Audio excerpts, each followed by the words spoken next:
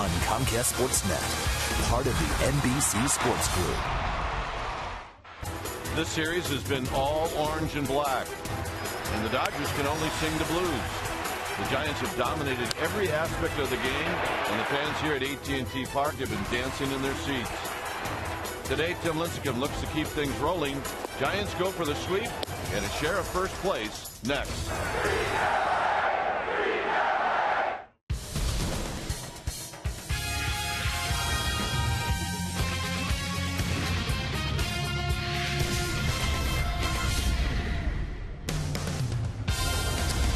Day baseball here at AT&T Park. We got a beautiful day to wrap up this three-game series, Giants and Dodgers. Hi again, everybody. I'm Dwayne Kuiper. Alongside me, as always, is Mike Krukow. Well, the Giants go for the sweep. They've pitched great. They've got hits when they needed to. And today they're going to hand the ball to their guy, the guy that has been the guy for a long time in this area, and that's Tim Lincecum. And I can't think of a better way to get him on track than today. Well, a rivalry can definitely bring the best out in you, and they're looking for Tim Lincecum to really spin a dandy. Now, think about his last outing against the Oakland A's, where he really turned his fortunes around. After disaster was flirting with him early in the game, he really got into a groove that we haven't seen consistently all year long. So, after much of this year, we've always been asked, what's wrong with Timmy? Well, we don't say that anymore, and hopefully he can continue it today against the Dodgers. All right, so Lincecum will be taking on Chad Billingsley, a pair of right-handers. All right, when we come back, Amy G's going to take a look at a number of Giants pitchers that have pitched well enough to be on this All-Star team coming up. And she'll take a look at those guys right after this.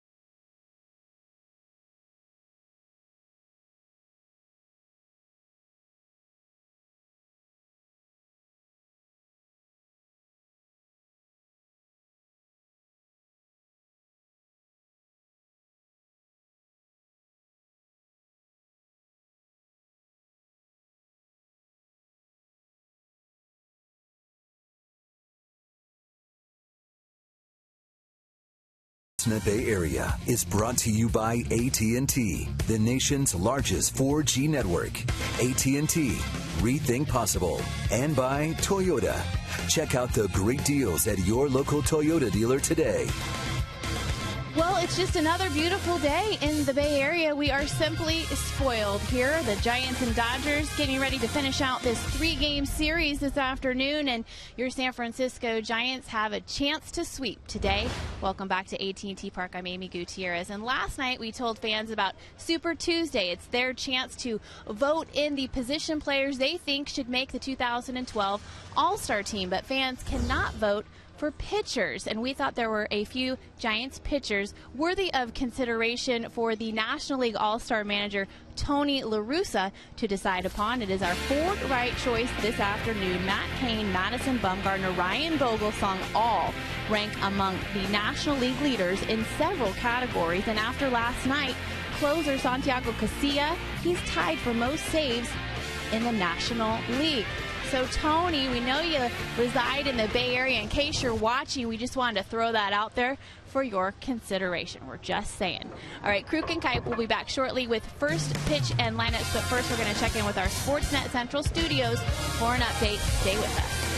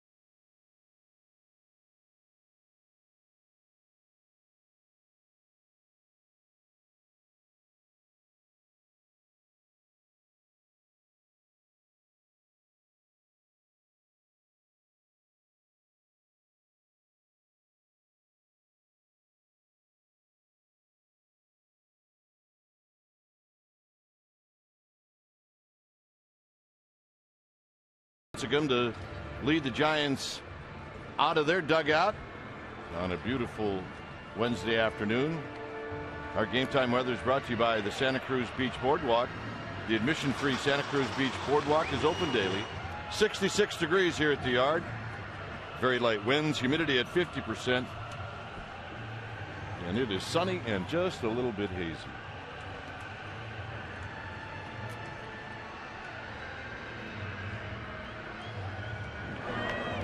Lincecum leading the Giants out. Take a look at the Dodgers lineup. It'll go like this. It'll be Gordon, Hairston, and then Andre Ethier. He's got good numbers lifetime against Lincecum. Then it's Rivera Abreu. A.J. Ellis will hit 6. Then it's Gwynn Uribe and Billingsley. On the hill today for the Giants will be Tim Lincecum, 27-year-old, 28-year-old right-hander, 5'11", 175-pounder. In his 5th year at the big league level, this is what he has done in 15 starts. 2-8 with a 6.07 ERA. Forget all that. His last outing, he pitched like he was, well, the same way he did when he won 2 Cy Young Awards. And when he is on, you're going to see a guy who throws a fastball 92, 94, a curveball, a straight downer off a high 3/4 release. He'll have a slider and he'll have a split finger fastball. 5-5 lifetime against the Dodgers. Let's take a look at the grips. This is the 4-seam fastball. You note that the thumb is slightly underneath the middle finger in his throwing hand. That's the 4-seam. Here's the 2-seam. He moves that thumb over just a little bit. We're talking maybe a 1/4 inch to a 1/2 inch. And then there's the curveball with the pressure point right here on the middle finger. And there's the cutter. Just a slight, you just like bulge it a little bit on this side, a bigger side of the ball there, and then you throw like a fastball. You get a nice little flat cut, and there's the slider. Kind of a cross between that cutter and that curveball. And then his split finger fastball he calls the changeup. And those are the pitch grips that Lincecum will use today against these Dodgers. Fastball you're going to see about 54% of the time. Average speed is 90, but it's been going up the last couple of starts because his mechanics are starting to even out. They throw a changeup about 22% of the time, and the slider and the curveball about 11 to 12% each. As I mentioned, 5-5 lifetime against these Dodgers in the 17th start that he's had against Los Angeles. Lifetime ERA of 3.07.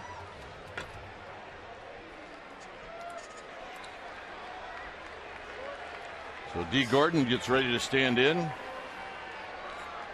The final game of this 3-game series, the Giants have won the first 2 games, and they have not allowed a Dodger run. So Lincecum now doing the finishing touches on his shoelaces. So he looks into Hector Sanchez, and we are underway.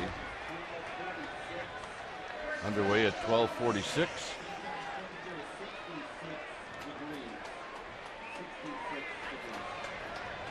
Gordon hitting .230, a home run, 16 RBIs. And the next pitch is right down the middle of the plate to even the count.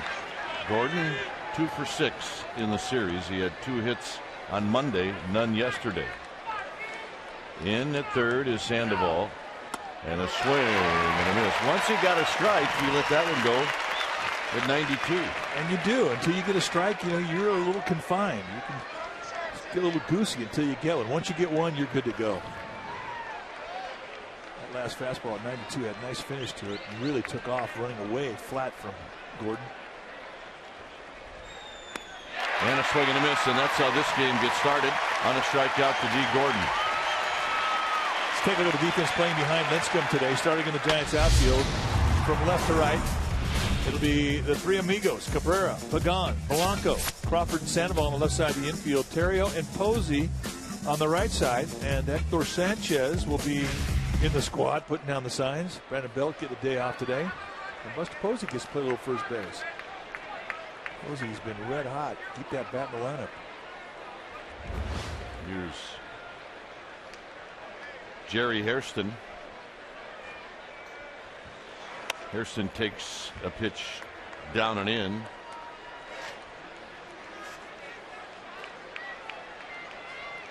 See a look from above. Hairston 1 for 4 on Monday. 1 for 4 yesterday. On the ground and into left field, a base hit. So Lincecum now will be in the stretch for the first time. And we always watch very closely as to how he will fare out of the stretch position, what type of a rhythm that he'll have out of the stretch. For much of this year, he's been a little bit freer and has had better mechanics out of the windup than he has the stretch. So he will get tested right now.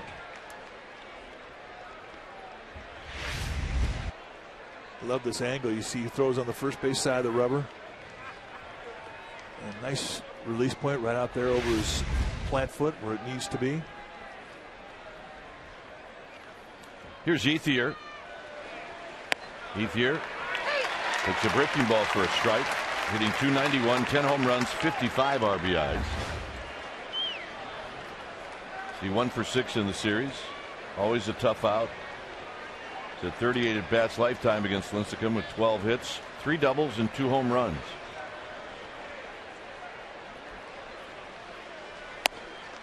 Down low, 1 ball and 1 strike.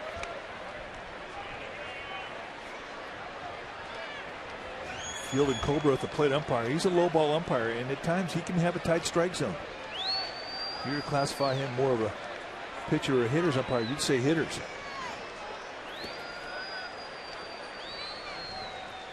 Swing and a foul. It's 1-2. That's who he needs to be with his specialty pitches. He's got to have them down around the knees. Split, just bottoming out, leaking air as it gets up to the strike zone. That's a perfect pitch.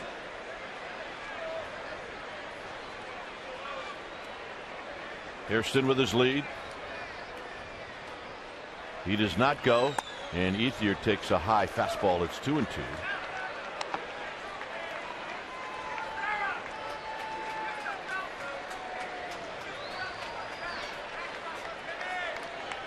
Hairston has stole 1 bag. He's been thrown out once.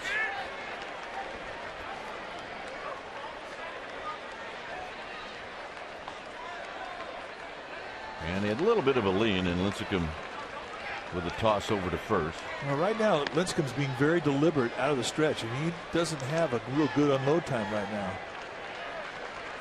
Something that you're not going to sneak past Davey Lopes, the first base coach for the Dodgers.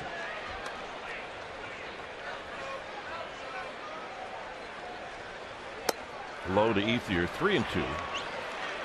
And this becomes a big pitch. One thing important for Lincecum is he starts out every start. He's got to find that confidence level early.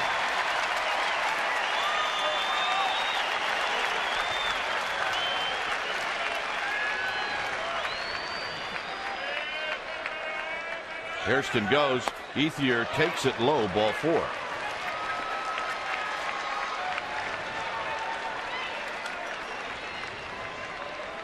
So a 1 out single and then a walk, and here's Rivera.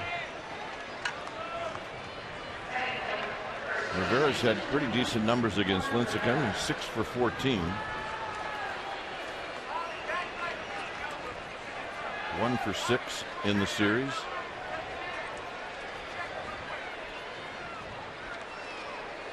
The first 2 games in this series, the Giants have had the benefit of a double play ball in the first inning. And Lincecum steps off.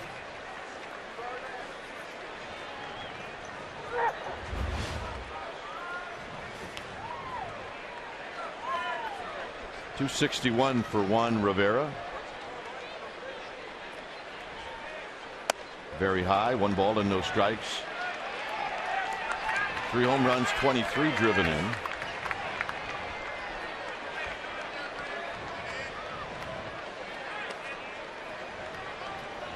See, the runs allowed by inning, the first has been problematic. It's been the worst. And for a lot of starts, he's gone out there and he's just sort of trying to feel his way to confidence, and he couldn't find it. There's a strike. Hairston started to go only because Lincecum wasn't paying any attention to him. And that's not that unusual, to be honest with you. There are times he won't even look. And base stealers are aware of this. I mean, that's one thing that you just have to remind yourself. I mean, a lot of concentration, obviously, to the hitter, but you've got to make that guy stop, and you have to vary your looks. On the ground, Sandoval. Will they go around the horn? They will.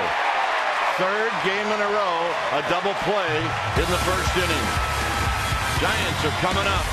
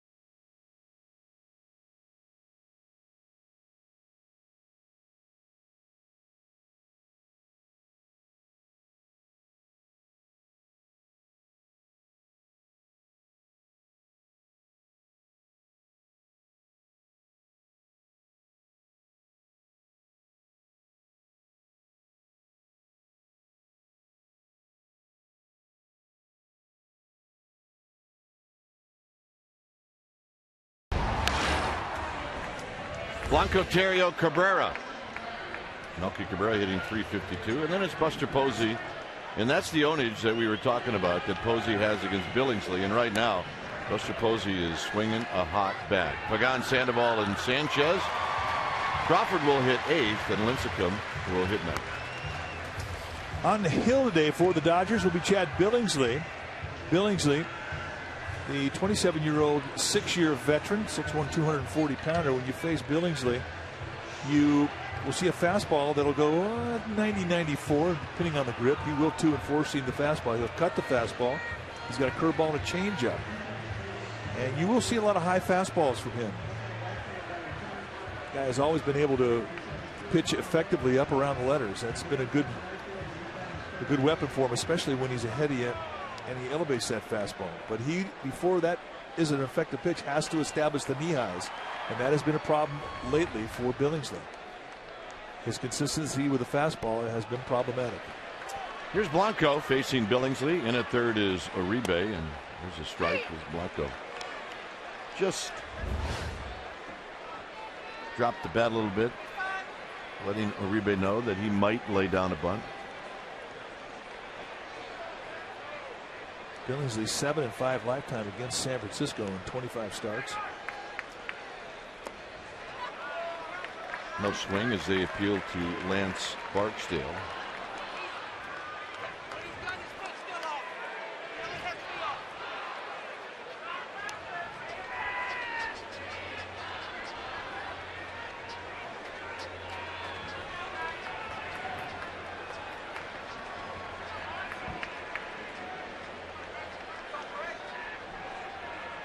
Blanco on a pitch in tight. Wraps it right over by the Dodger dugout. Check out the Dodgers defensively. Starting in the outfield from left to right, it'll be Abreu, Gwynn, and Herrera, who just replaced Ethier in right field. Gordon and Uribe on the left side of the infield. Hairston and Rivera on the right side. And A.J. Ellis will be in the squad, putting down the signs. There's Herrera. Blanco fists one out. Leaping is Hairston, and he cannot come up with it. And a base hit for Blanco.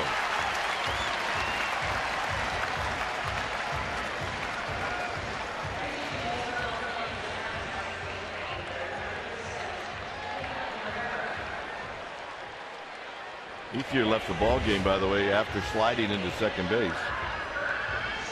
So Herrera, Julian Herrera, is now in right field. Herrera had played the first two games in this series at third. Here's Terrio at 267. Blanco with good speed, 13 steals and a check on Blanco. Now, if you steal a base off Billingsley, you have to earn it. He's pretty quick out of the stretch. Not an easy guy to steal off of.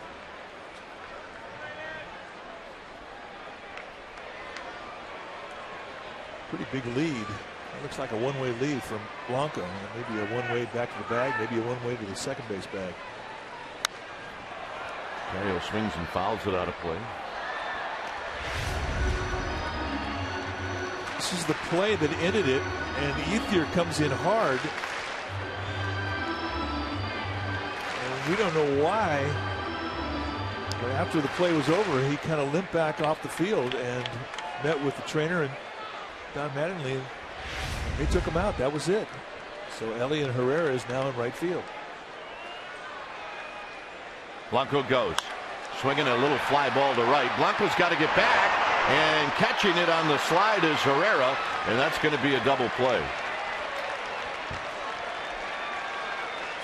So nice play by Herrera.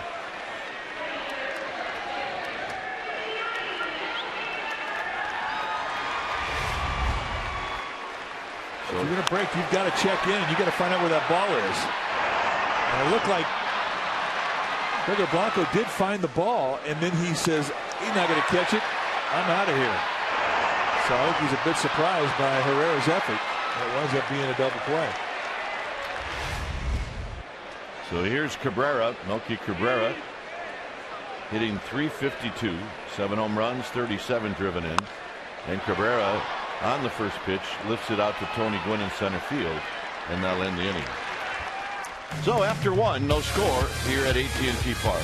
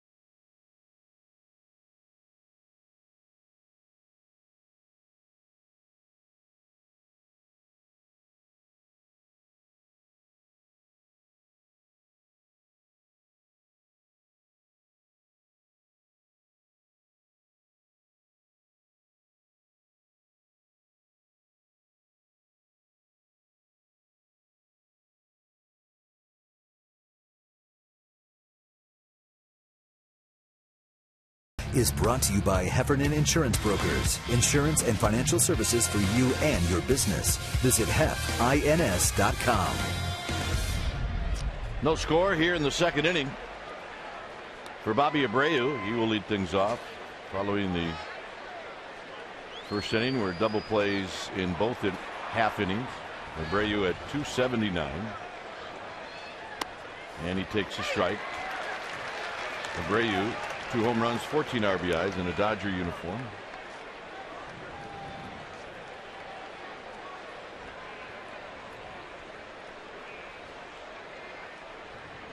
A.J. Ellis and then Tony Gwynn. Swing and a miss, 0-2. That's a good pitch. I mean, that's where he needs to be. He can locate all 3 of his specialty pitches right down around the knees. He's going to have a good day. That is a big time key for Lincecum. And in essence, he'll be able to set up the fastball with those 3 specialty pitches.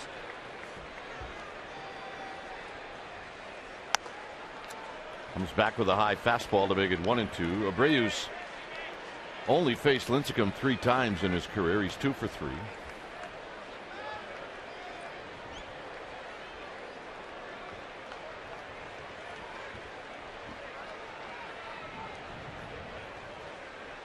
Got him. Ooh, see you later. Two-seam fastball that freezes Abreu, and the movement comes right back across the inside corner. And bang, Hector Sanchez does not even move the glove. Let's take a look at that on our Exmo. It's brought to you by your local Toyota dealer. You can watch the release point as that front foot plants. He's out front, drives it right through his target. And that's exactly the motion that Dave Rigetti and Bruce Bochy want to see from Lincecum. Nice pitch. Here's A.J. Ellis, who looks at a strike. Ellis having a really nice year. 293, 6 home runs, 26 driven in. 3 for 6 in the series as he takes that fastball high.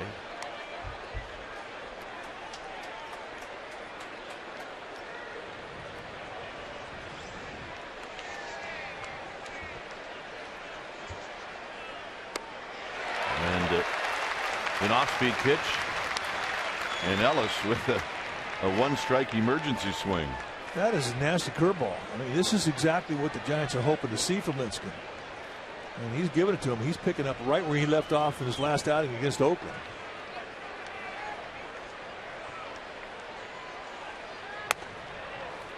Fastball high, 2-2.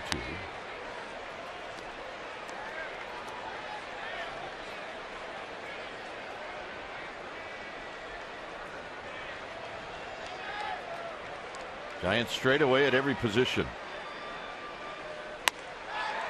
3-2. Ellis was out there jumping on that one. You see the defense. That's what straight away looks like. Straight away, the way that Abner Doubleday put him in there.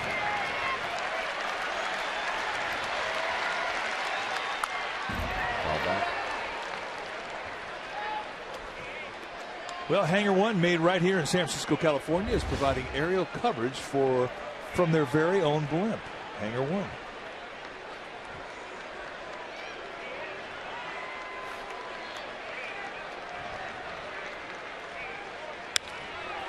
Crawford on the line drive. Let's check in with Amy G. Amy. Dwayne, a really nice night here. Last night, as the Giants celebrated Matt Cain's perfecta with an on-field ceremony, President of the Hall of Fame, Jeff Idelson, was here to collect a few artifacts for Cooperstown. Matt was really generous. He had discussions with Jeff, decided to give him first base, which of course nobody touched. He gave up his spikes, his hat. Matt decided to keep a ball for himself and his jersey. He was also given a key to the city by San Francisco Mayor Ed Lee, and June 13th is now officially Matt Cain Day forever in San Francisco. Gentlemen. All right, thanks, Amy. A strike to win. So we have one of those keys, and what door did it open? The porta potty out there in the parking lot A. And that was it.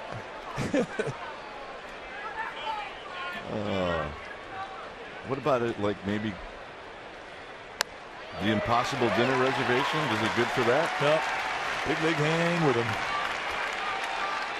It is quite an honor. Oh, it's fabulous. And the city of San Francisco has so many diverse interests can unite for one particular day and honor a player like Matt Cain, who certainly has earned it. And for the rest of the time, it'll be Matt Cain Day. How cool is that? Quinn out swinging. 3 strikeouts for Lincecum.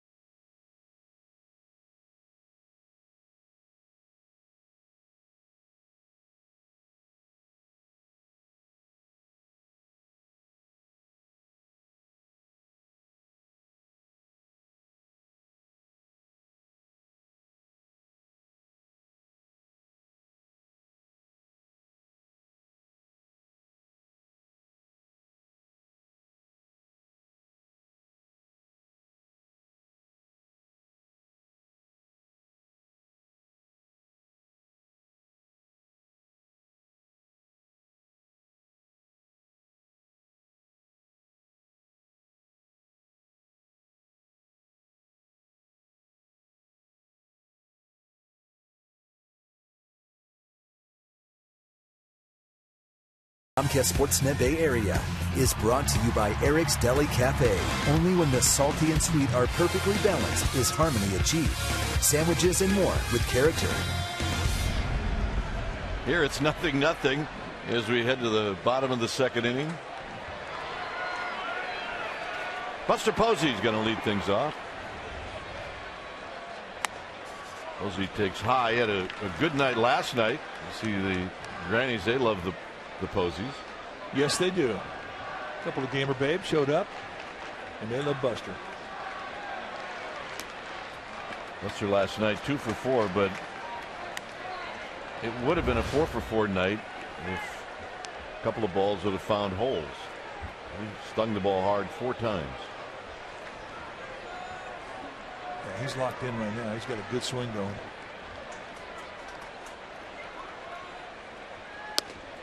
Three and 0. Pagan and then Sandoval. Doesn't look to me like Billingsley wants any part of him. He watched the game last night and he saw Posey square those 4 at-bats up.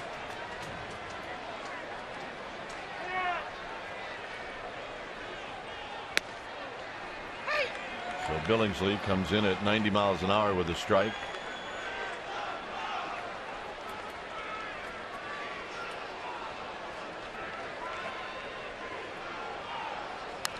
Foul back. And a good swing. It's 3-2. 298 for Buster Posey, so he's creeping in on that 300 mark again.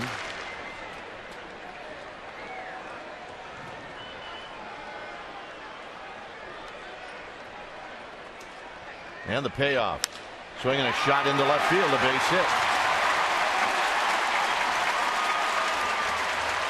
Ownage is ownage. And he's hot, too. Well, fans, you want to be here in person the next time your Giants take the field. Just head to StubHub where it's easy to find the seats you want. See the Giants in action all season long. StubHub is the official fan-to-fan ticket marketplace of the San Francisco Giants. StubHub. All right. Trying to get the hat on. Not that happy about it either. All right, Dad, you did good. Yeah. Now where's the candy?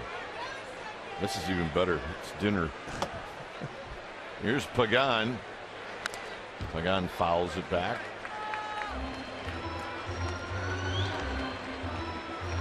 I just love the shots from our dugout angles where you see the crowd in the background and a packed crowd. And it starts for a 12:45 game around 9 o'clock here in the neighborhood where everybody starts to come in and you start to hear the buzz.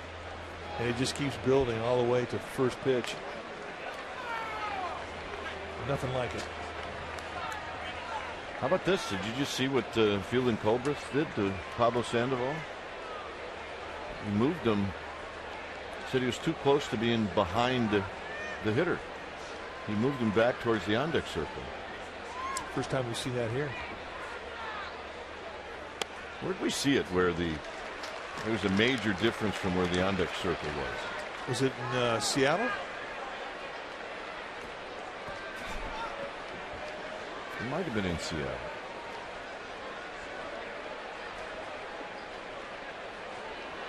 One ball and one strike.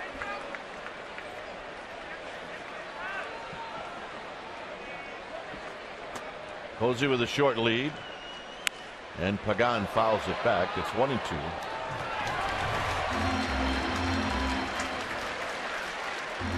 Well, if you combine the outfielders and you put them all together, Giants rank 3rd with the combined average of Cabrera, Pagan, and Gregor Blanco. Wow, good numbers.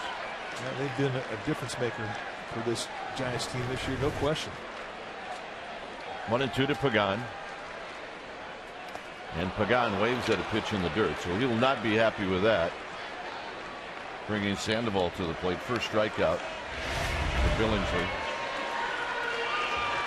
Now, tell me the fans don't get it around here. Catches a foul ball, makes a nice play, takes the bow, and finds a worthy recipient. Oh, yeah. Really not having a great day until right then. You guys are a gamer. You seen that look on your daughter over the years? Are you kidding me? She's 27. I still see it. Mine too. They always come around though, don't they? Yeah. Sandoval at 314. Swing and a miss. The single by Posey, and then Billingsley facing 3 straight switch hitters.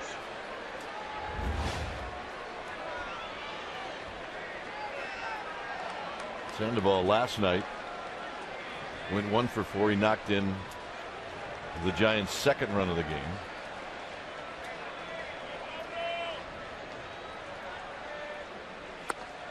Oh, and 2.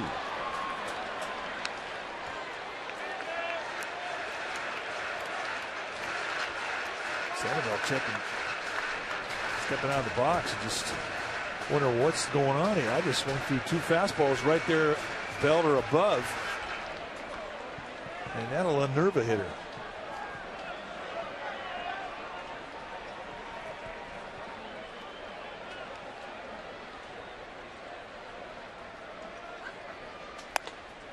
Billingsley said, "Oh, let's see if he'll extend his strike zone." It's 1 and 2.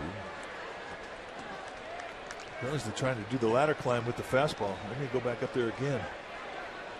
You throw 2 fastballs by a guy, you're thinking you can do it a 3rd time.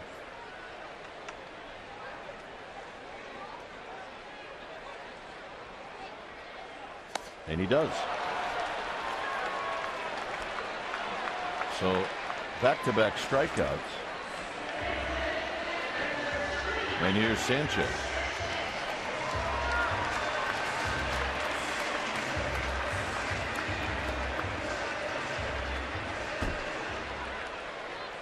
Hector Sanchez hitting .282. A pair of home runs, 21 driven in. Started on Monday, and Sanchez went 2 for 4, knocked in a pair of runs.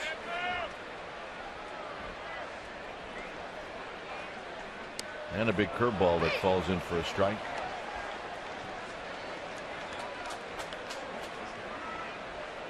There's the hanger 1 blip.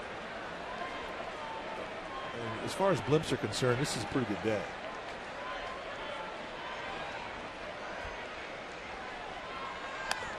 Had to back it up with another one. 1 ball and 1 strike. Yeah, this is a good one. A little bit of a breeze.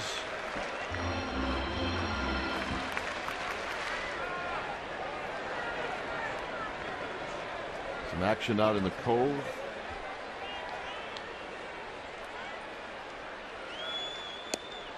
One and 2. Well, Billingsley, after the Posey hit, has been throwing that invisible baseball we see from time to time. He's not even giving up any foul balls here. All of a sudden, he's cranked up the electricity level.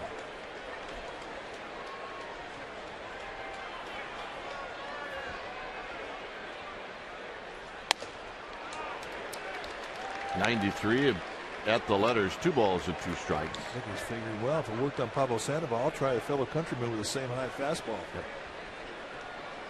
See what I can find.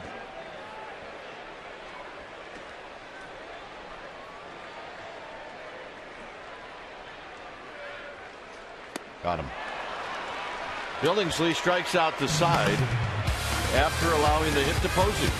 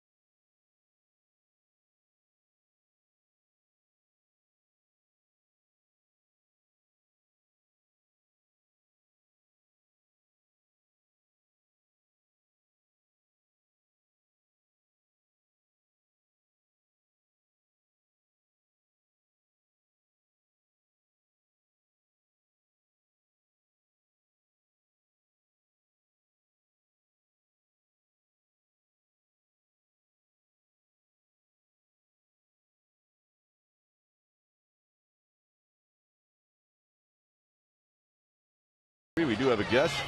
It's our friend and closer. It's Brian Wilson. So welcome back. I am back, and it's a gorgeous day. How's the rehab going? Rehab, it's easy. 5 hours a day. Who wouldn't want it?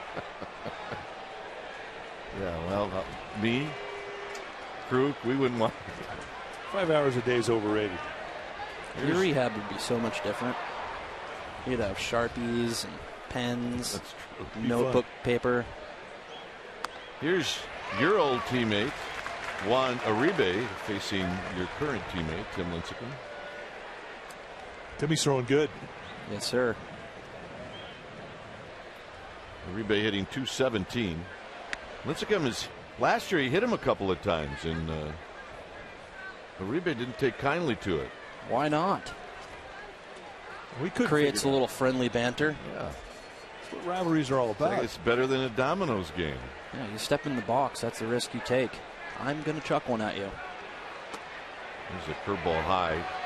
2 balls and 1 strike. On deck is Billingsley and then D. Gordon. 3rd inning, we're with Brian Wilson on a beautiful Wednesday afternoon.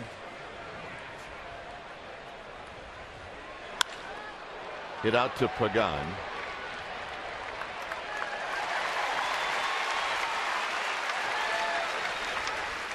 Well, one of the reasons Willie's here is he wants to promote his teammates. Absolutely. It's a no-brainer. I think Melky's behind Braun, about 125,000 votes. Yep. Let's see. Let's do some easy math right now. 40,000 fans vote 3 times. There's 120,000 votes. That's pretty easy. Yep. And what do you do it on? Your phone?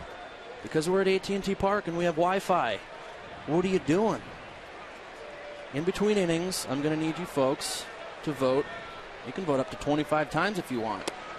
I don't know that kind of math right now. That's a lot of votes. Times 40,000 people. Watch your Giants players start the All-Star game. Lester Posey has a lead on Yadier Molina. Here's Billingsley, who swings at a 2-0 pitch and fouls it out of play.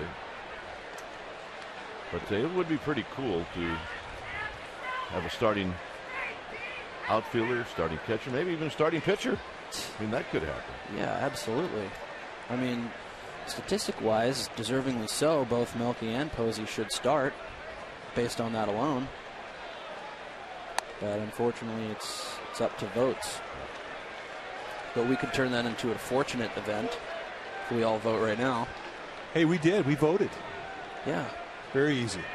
25 times per email address. So start making up email addresses. Right. Do like they do in Chicago. Vote as many times as you want. Yeah. Well, you've been a 3-time All-Star. You know what it means to a player, especially for a guy who's going for the first time. It's a humongous honor. And not only are you representing yourself and the accomplishments that you've done, you're representing your team.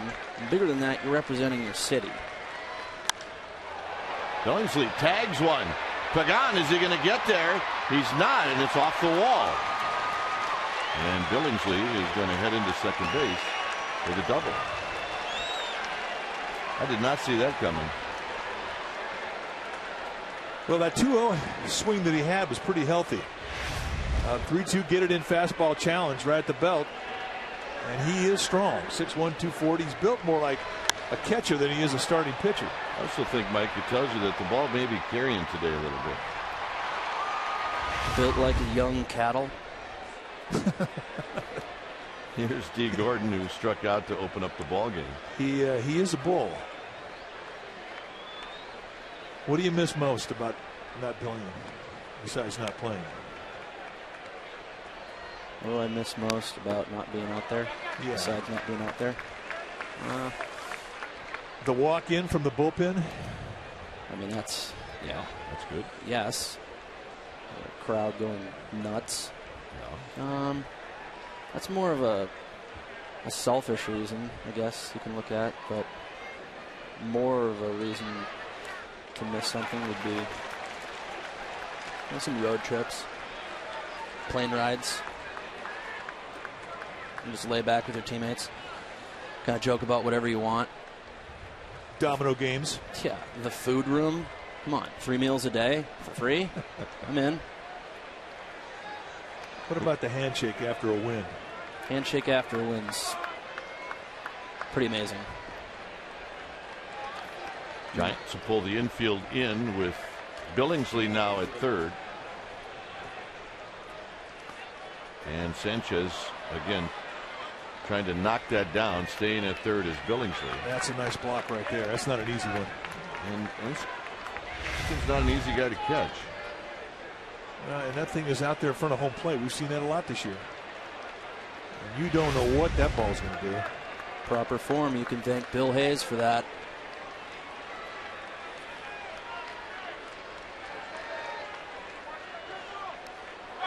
And this one goes to the backstop. Lincecum's got it, and Billingsley is out at the plate. That is how you nail it. That was by design, guys. Every time you're here, there's a crash at home plate with him. And this one, he's walking off. Stay in the dugout, trainers. Papa Tim's got it. Watch the throw. It's perfect.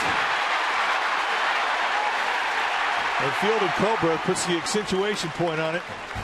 He's holding his glove. I mean, that's 240 pounds beating 168. Yeah, showing him the ball. Here's my glove. He's out. You're out. So did the glove come off? Yeah, he's holding it with both of his hands. Oh, my. Oh. I don't even know how to write that down because nothing could possibly explain that play, but it was pretty exciting. That stuff doesn't happen till you get up here. It's like every time. Sandoval on a big hop, and this is going to end the inning. And the crowd is standing on a play at the plate. Here it is. Hang on there, little guy. And he does.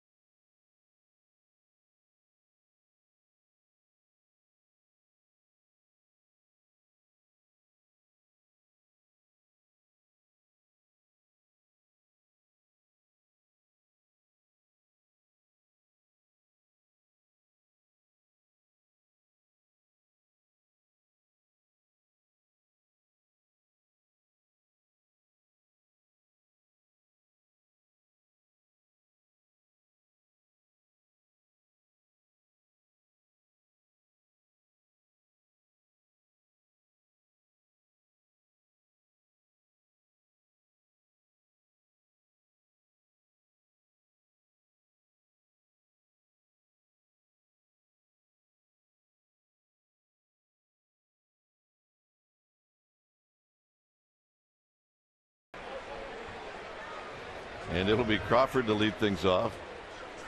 Crawford, Lincecum, and Blanco. Lincecum has not come out of the dugout yet. Crawford's 2 for 3 lifetime against Billingsley, and now Billingsley's starting to throw that breaking ball a lot. It's a good curveball.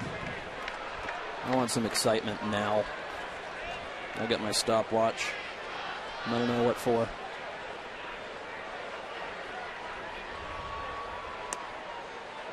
So he backs it up, and it's 0-2. Trying to get him in the stretch. Oh, yeah. Guy's got a nice DC 4th of July road trip coming up. Should be about, what, 205 there? At least. 3 breaking balls in a row, and Crawford bounces out.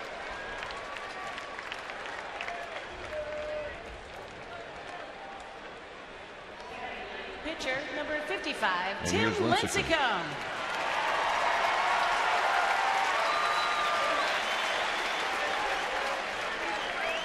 Two good teams on this next road trip. Washington, and as you mentioned, it is going to be warm.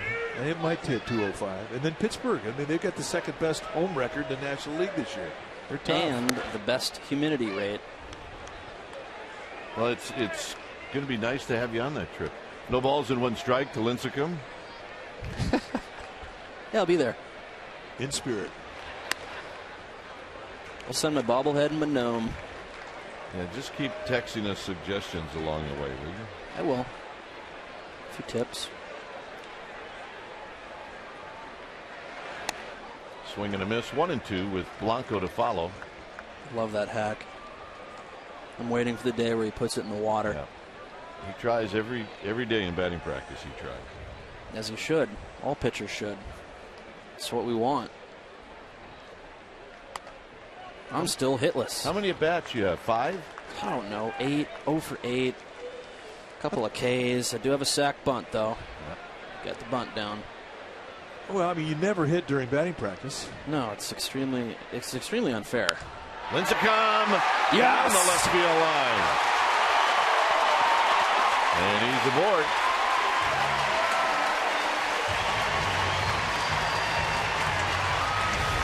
Pretty good swing, huh? And here's the play that was so huge in the 3rd inning for the Dodgers. Lincecum comes back in the dugout. He shows everybody how he did it. And Lincecum is your superhero of the day.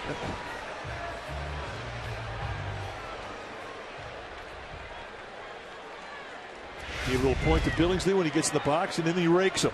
Yeah, I think what he was saying is you bring the heater, and I'm going to bring it down the left field line, and then I'm going to steal. Here's Blanco.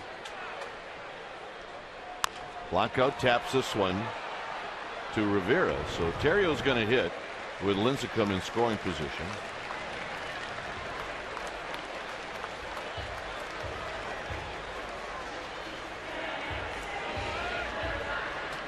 Well, the interesting part about this scenario is a base hit. What do we do with Lincecum? What would you normally do with a pitcher on second, 2 outs, base hit? Send him. Send him. Full force ahead, elbows to the catcher. And then I don't know what kind of award we give after that. I think we just call the game.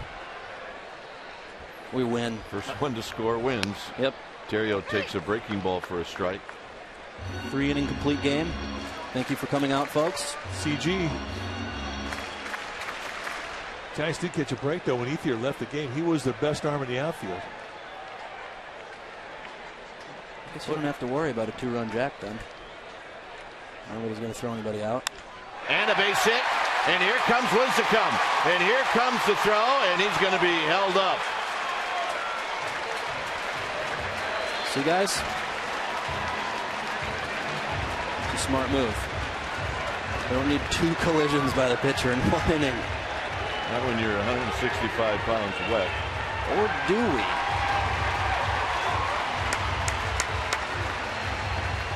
Last time Brian Wilson was in the booth, this is what happened. Cowgill. Well, let's stay out of the booth then, guys. Easy answer. Oh, you're excited. Come on. You can't help it. It follows you. Oh, my goodness. I just want to hear Kite's home run call. Come on. Cabrera hit a fly ball to center field. Shoots it into left center field. And Abreu's going to dive. No, he trapped it. He trapped it. Yes! And Cabrera into second base. And it's 1-0 Giants. What I like to see, 5-3.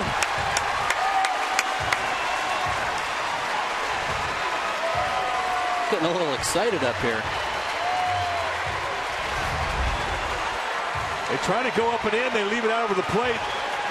Right at the knees, he goes oppo the way he's done it all year long. A little bit of a slice away from Gwynn, the center fielder. It was going to be Abreu or nobody. He tries a little deep there, but third base umpire Lance Barksdale saw it away, and he's not buying it. Protocol left-handed fist bump. Here's Buster Posey. Posey's been hot. There is a base open. We'll see what Billingsley does. 1 ball and no strikes. Buster's got a swing going right now. Yeah, I would be shocked if he gave Posey something to hit. I would be. Yeah, he's one guy that does not give in. He likes to nibble those corners with that cutter.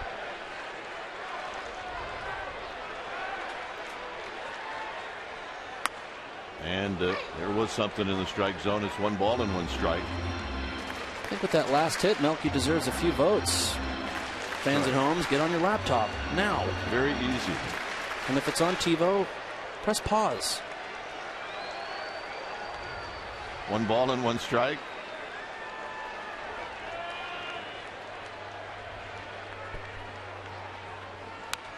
Swing and a foul back. It's 1 and 2. That was a hungry cut. It was. I was telling Mike, when you vote, you vote once and then the computer will ask you, would you like to vote again? And it does that 24 times. Yeah, too bad vending machines didn't do that. Would you like some more Cheetos? Yeah, I do. 1 and 2 to Posey.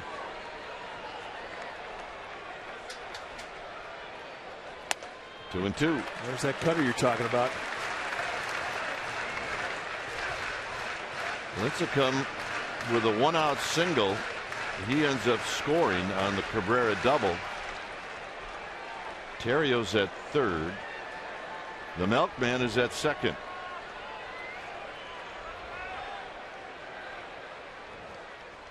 Breaking ball is high, and it's now 3 and 2. The excitement is brewing. Here's the pitch, Mike. You're right. He's been throwing that over for a strike out of the windup. Once again, the stretch is a little different.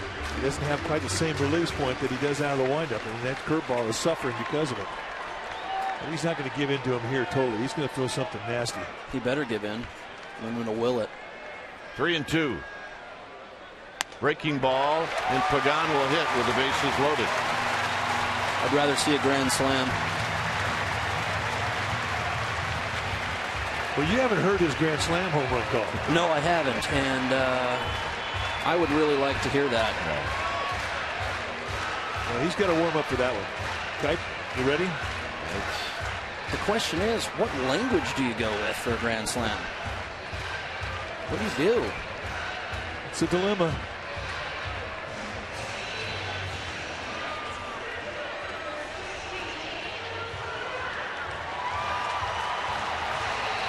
Pagan was the first of 3 strikeouts in a row for Billingsley in the second. My home run call would be hieroglyphics. So you wouldn't hear it at home, but you'd see it. Well, Belt high, 0-1. You'd see it would last 1,000 years. Yeah, that's why it's epic. I don't know why John Miller should have thought about that one. Oh, man, Brian you need to Wilson. make some road trips. T-shirts, no balls and 1 strike. And the road trip. I mean, that's got to be a pretty good charge coming to the ballpark and seeing everybody with Wilson jerseys and T-shirts on. Certainly is an honor. Makes me feel good. That blow your mind the first time you ever saw it? Yes. I have a jersey with a number. I've made it. Life is good. Billingsley now with 46 pitches. A hit here could hurt. And the 1-1 to Pagan, and it's inside, and it almost got him. It's 2-1.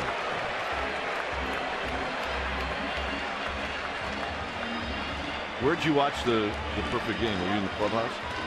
I wanted to come in the clubhouse, but I was at home charting it. And I was thinking about leaving the chart to come to the field. And I thought about how many people would blame me if the perfect game didn't happen. It's true. So I sat there and fist pumped and went nuts in my living room and then wished I was on the field going nuts with everyone else. Oh, my goodness. But I think I played a huge role in it, just saying.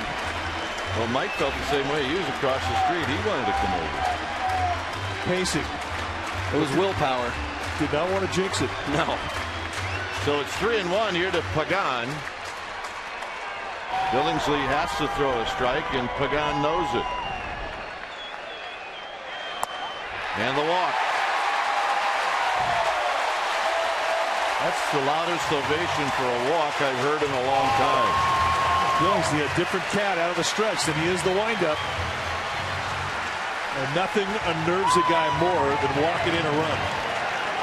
And then facing Panda with the bases chucked. Panda's got a shot at hitting one into the water, so if he hits one out, I'm going to obviously do a home run call, but I want you to do one at the same time.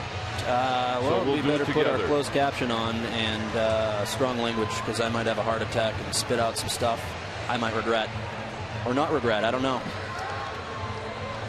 Put the earmuffs on, because if there's a grand slam, things are going to get a little weird in here.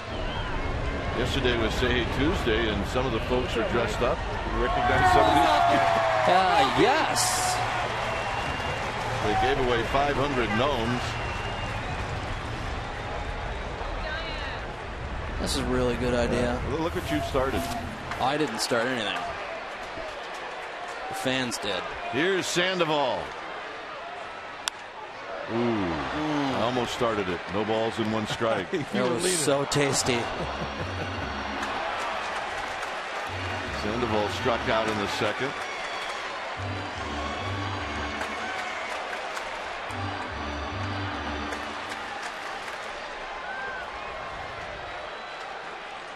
Billingsley sets. Oh, where is it? Oh, I wanted to catch that so bad. I've been waiting for one of those. Yeah. That would have been like the first one ever in here. I would have had to walk home after that. It's too much magic in one inning. Sandoval behind in the count, 0-2. Cabrera's at third, Posey at second, Pagan at first. Billingsley to the plate. Down the left field line and out of play. Still trying to ladder climb him with those fastballs. Sandoval may not let any of these pitches hit the catcher's mitt. Right, you can't climb the ladder on Pablo because he will throw the wand at it and still foul it.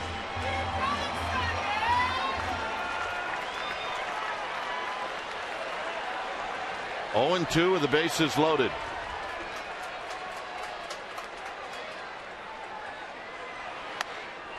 One and two.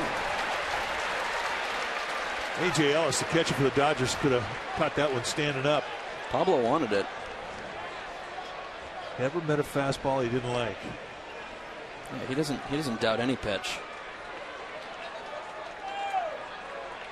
That's what's probably so uncomfortable about pitching against him. You just don't know what to throw.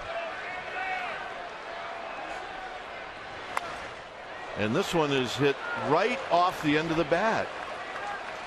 That's an ugly finder. And who'd that get? Was that Vogelsong?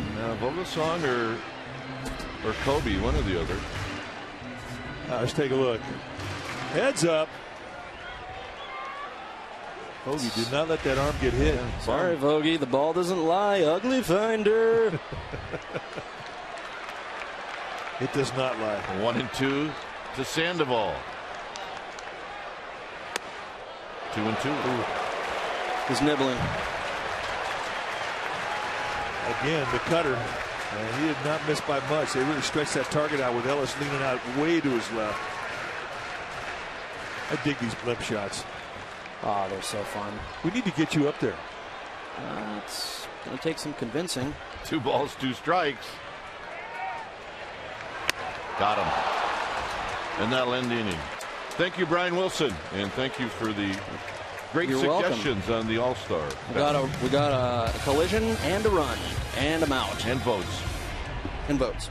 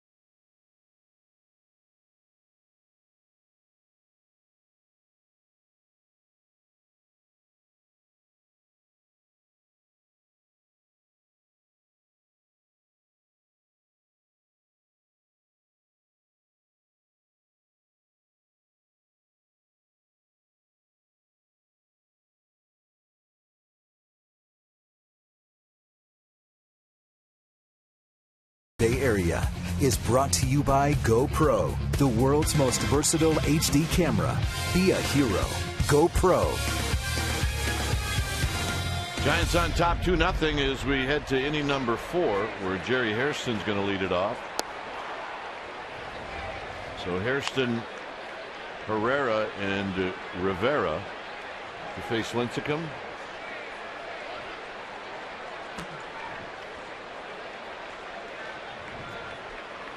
Swing and a miss. 1 ball and 1 strike. Hairston singled in the first inning, hit a ball between Sandoval and Crawford.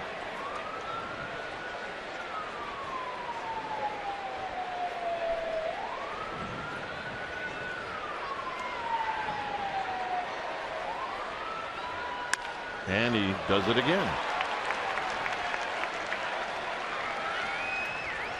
All right, our trivia question brought to you by AT&T. In the last 3 seasons, name the 2 Giants players to have a 2-home run inning.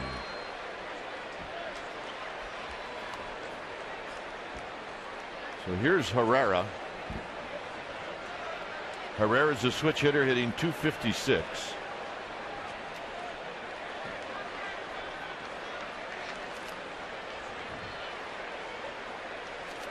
He's 0 for 8 in the series. In at third is Sandoval. And Lincecum will chase Hairston back.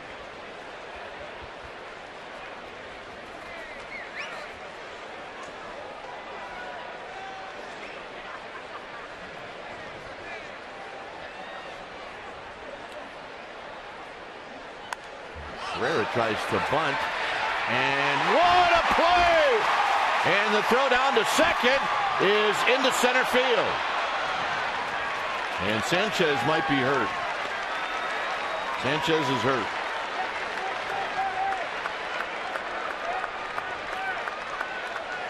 He may have pinched himself a bit when he went into the dive, and that was some kind of play.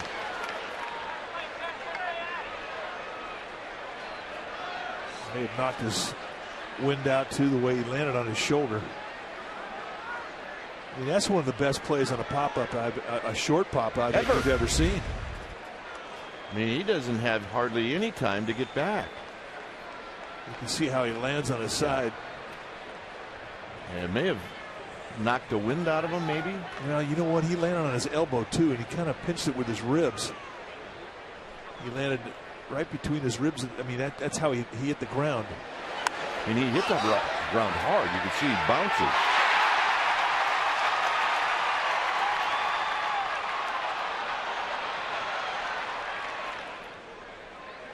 One more look. Our Exmo does not lie. He's really an uncomfortable angle right there. And he really jars his shoulder. And that's our Toyota Exmo. And I'm not sure I've ever seen quite a catch like that on a pop-up that really wasn't hit very high at all. But straight over his left shoulder. I mean, he's taking inventory. He's going to be stiff tomorrow. And that was quite a jar. Heads up play from Hairston to take the 90 feet on the pop-up. See Dave Greshner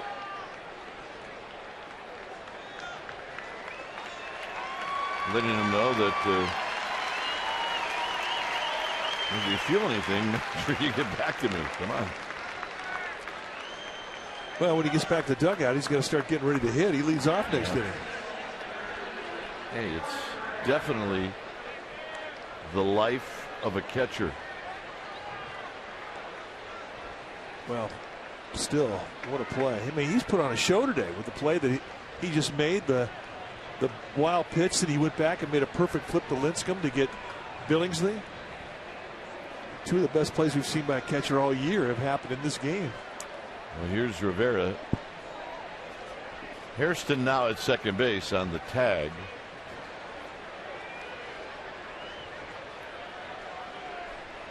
And Lincecum will chase Hairston back.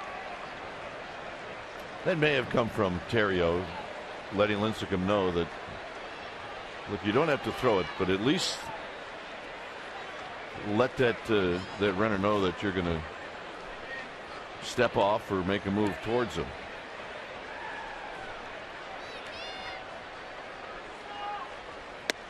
At the knees, and it's 0-1. Nice little slider. Boy, especially pitches these last couple starts have improved dramatically with their consistency to the low part of the strike zone.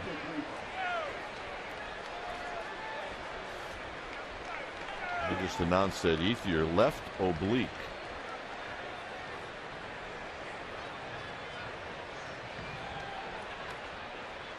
And now Lincecum again will chase Hairston back. That's one thing about Ryan Terry. I mean, he is not afraid to put on pickoffs. Well, plus he's not afraid, I believe, to let the pitcher know. Just don't leave me hanging now. If you're a pitcher, you see a middle infielder come back around the bag when he was positioned, you got to step off or throw. You cannot pitch with the middle infielder out of position.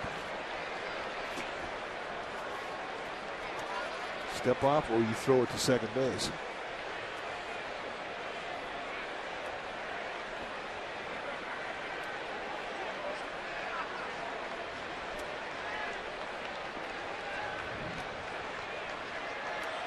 Way ahead the count, 0-2.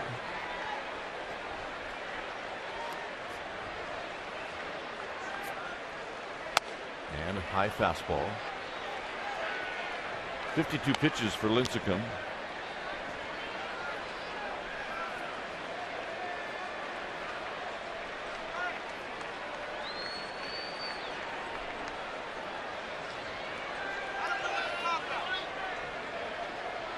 Quite sure what we're waiting on.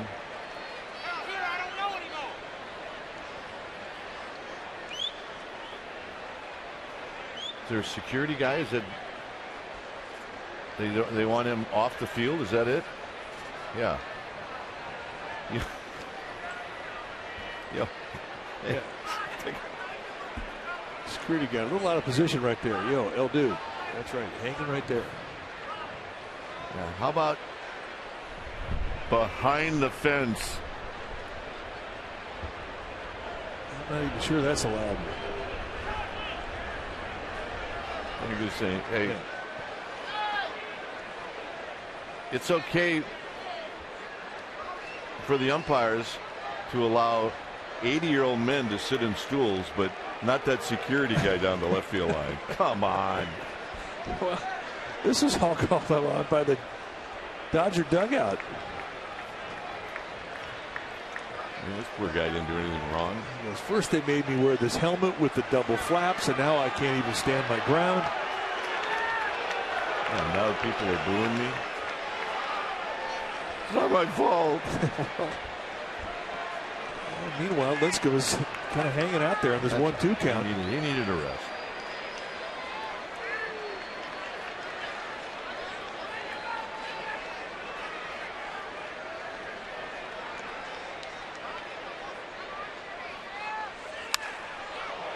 See, it would have hit the guy. Right in the forehead. It's a good thing they moved him. We have a winner. It was good to see Brian Wilson. Well, he looks. How can I say this? He looks in shape. Let's put it that way. He's in great shape. They're not allowing him to do what he normally does workout wise, obviously, but a lot of rehab in the arm, but cardiovascular wise, I think he looks in great shape. And, he wants to be out there. I mean, it's rough. The DL stinks.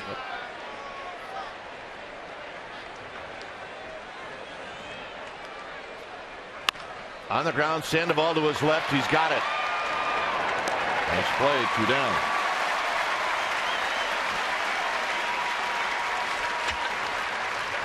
And that'll bring up Abreu.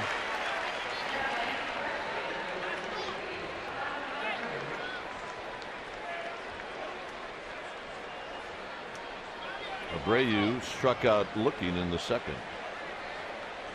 See, Andy Pettit broke his ankle today. Well, we watched it happen. And on the same day, CC Sabathia goes on the DL. Wow. With a muscle strain. This has been unbelievable this year, the amount of injuries that have come across baseball. And I'm talking key people, too. Abreu, little dribbler foul. There's going to be some guys in the All-Star game this year that a lot of baseball fans have never heard of. They'll be calling them up for AAA. Hey, Sandy Koufax is here. Not because I would think that I could do anything against Koufax, but I would have liked to have faced him one time at his best. Yeah. Just to see the electric stuff that he had. Yeah, I agree. Swing and a miss, nothing in 2. I feel the same way about Marichal and just Bob Gibson. Maybe not even take a swing, just standing there.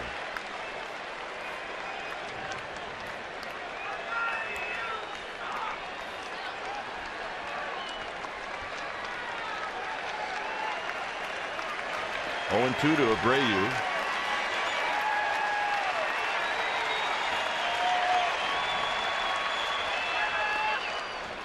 One and 2 on the pitch, down and in. See that score in Wrigley Field? Let me see. Oh, yeah. I mean, the 2 touchdowns and a field goal by the Mets.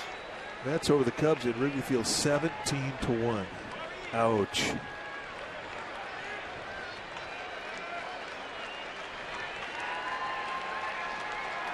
I mean, there's 2 times of the year you really start to see tired pens, and this is one of them.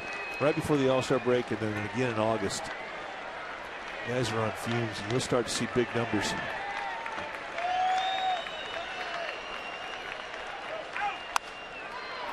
Pagan moving over to his right, and this will end the inning.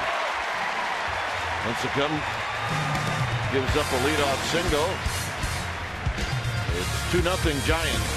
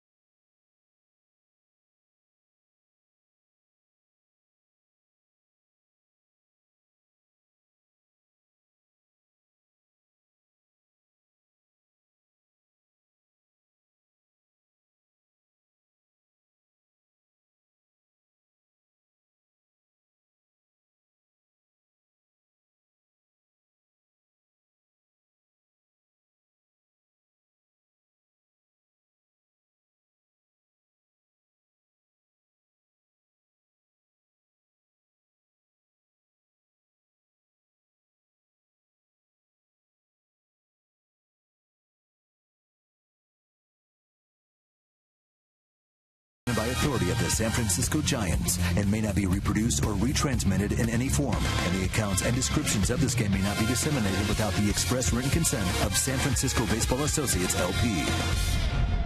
All right, time now to ask and answer our trivia question. It's brought to you by AT&T. The question today, in the last 3 seasons, can you name the 2 Giants players to have a 2-home-run inning?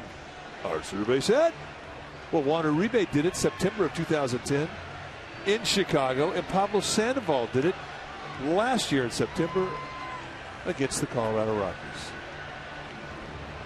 Here it's 2-0 Giants. We are going to the bottom half of the 4th inning. And Hector Sanchez, who made that great play last inning, knocked every bit of air out of his body making it, is going to get a chance to lead off an inning.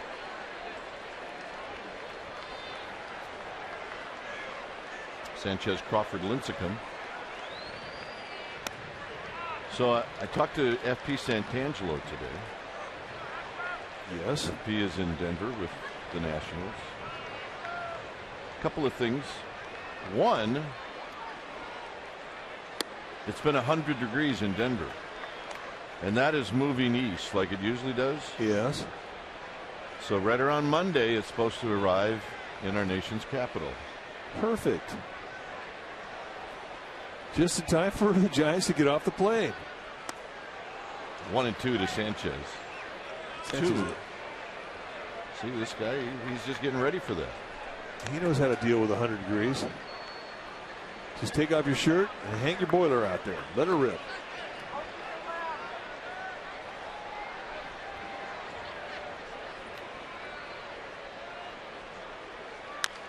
Tapped. Billingsley has it. He moves pretty good for a big guy. He does. Well, Monday, August 13th is Frank Sinatra Tribute Night at AT&T Park. Your special event package will include a ticket to the Monday night game against the Nationals and a Frank Sinatra Giants bobblehead.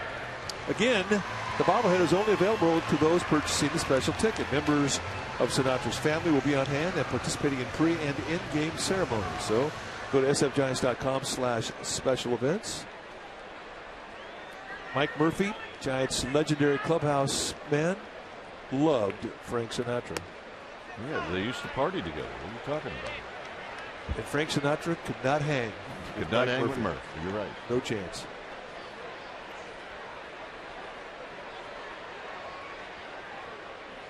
Crawford up the middle. Hairston on the backhand. Double clutch, and Crawford's going to beat it out. And on infield hits, we always go to Amy G. All right, Dwayne. Well, today I am wearing an orange bracelet, and I'm going to tell you why. It's for a little boy named C.J. Banachek. And folks might remember his grandfather, Kaz Banachek. He was a longtime 49er. Before today's game, Gabby Banachek, Kaz's granddaughter, threw out the first pitch because her brother C.J. couldn't. Because tomorrow he's getting a bone marrow transplant. He is from Petaluma. A lot of Petaluma people are here today and in spirit. We're wishing him a lot of luck. And if people are interested in checking out if they're a match for somebody who needs a bone marrow transplant, just go to bethematch.org. Gentlemen. All right, good stuff. As Lincecum lays this one down, it's going to kick foul. They have given an error to Hairston. Yeah, that's a bad call. That is a rough error. One more look. Slides into it. I mean, it would have been a great play. And then on the exchange, a little sloppy.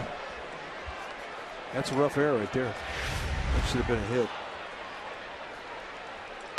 Lincecum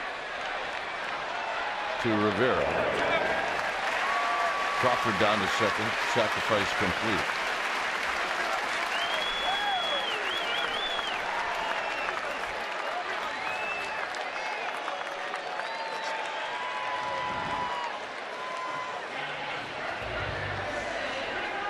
So Blanco's going to hit. And by the way, the other thing from FP is he's throwing a big 4th of July party for the Giants broadcast. So get ready. Fantastic. Miss FP. Yeah. Good people.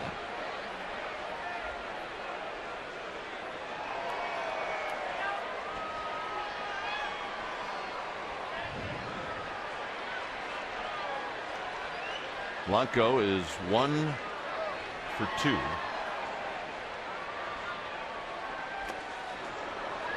It's been his most effective pitch today.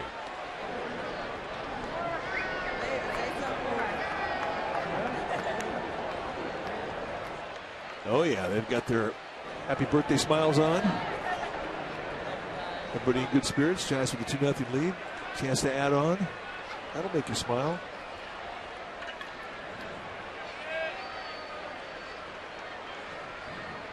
But you're right about Billingsley. His curveball has been his best specialty pitch.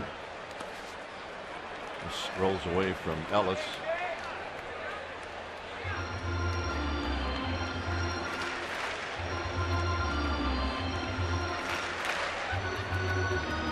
Reds are in town starting tomorrow night. And the Reds lost today at home to the Brewers 8-4. So Dusty Baker was very unhappy with his closer last night. 1-1 pitch, swinging a foul. Chapman got the save. After the save, he walked off the mound and he did a couple of rolling somersaults. And when they asked Dusty Baker after the game, he was not happy. Well, with the amount of injuries that are going on around baseball, you don't want to ask for trouble and do something you certainly don't need to do. I mean, 2 somersaults after a save, I don't think that's necessarily called for. 1-2 pitch is down low, 2-2. Reds sitting atop the National League Central have aspirations to get back to the playoffs, and they should. They have a good club. Giants fans are going to get a chance to see them this weekend for a 4-game series starting tomorrow. Dusty Baker said it will not happen again. 2-2. And Blanco waves at that breaking ball, and Ellis will throw him out, and that'll end the inning. 5th inning coming up.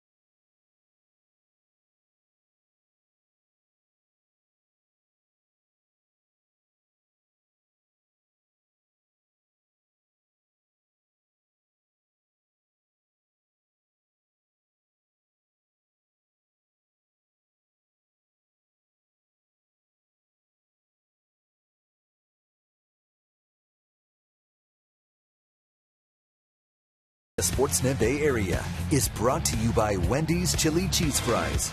Now that's a better way to satisfy your late night hunger cravings. Wendy's, better later. 2-0 Giants.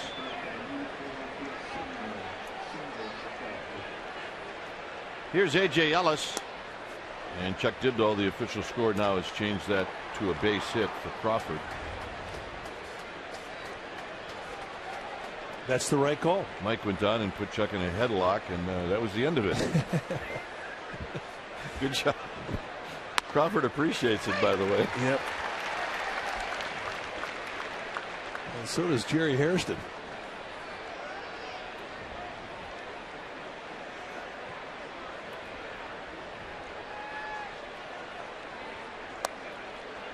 Two and one now to A.J. Ellis.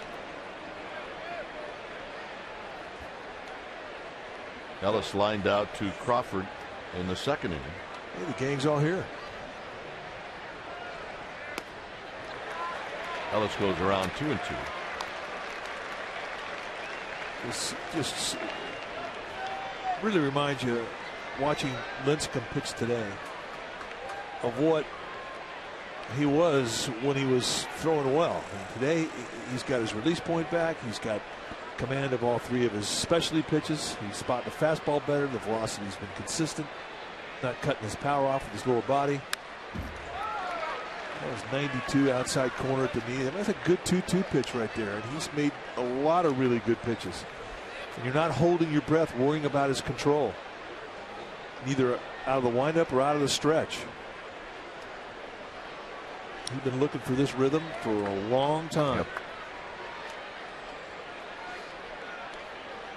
2-2 pitch is low, 3-2.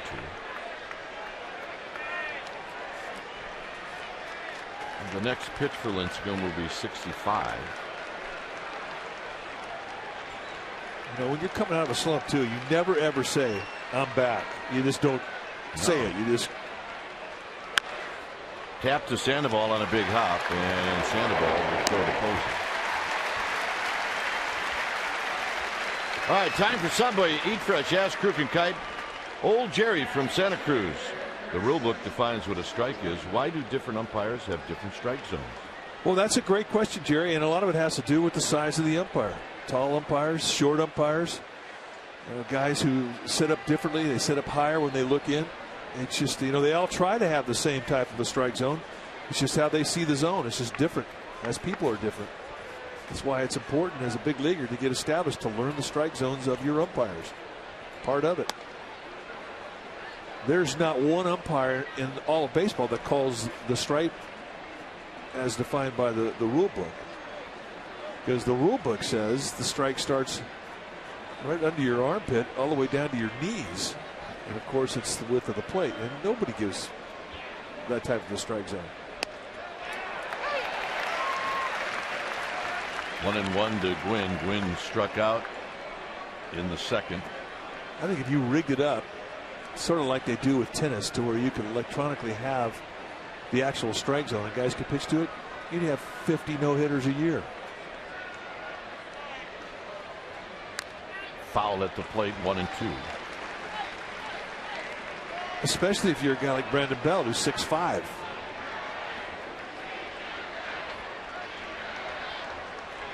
And I hope we never get to a point where there is an automatic strike zone like that, an electronic one. Well, they'll change the rule on the strike zone. 1-2 pitch. Got him. Ooh. See you later. Strikeout number 4.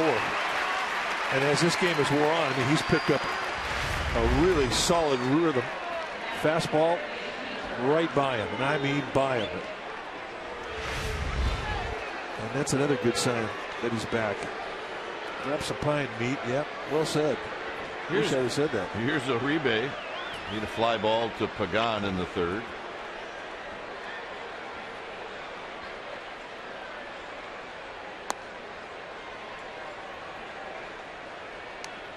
You know, when you go through a prolonged slump, and I don't care who you are, you play long enough, you're going to have one. When you come out of it, you feel like you're reborn. You feel lighter. You got your toys back. You got your weapons back. And it's happening right now before our very eyes with Lincecum.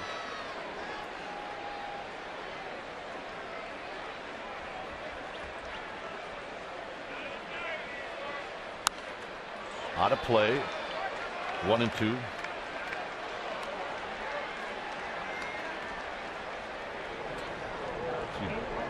Benjamin Bratt, very fine actor. Looks like he's here with his son.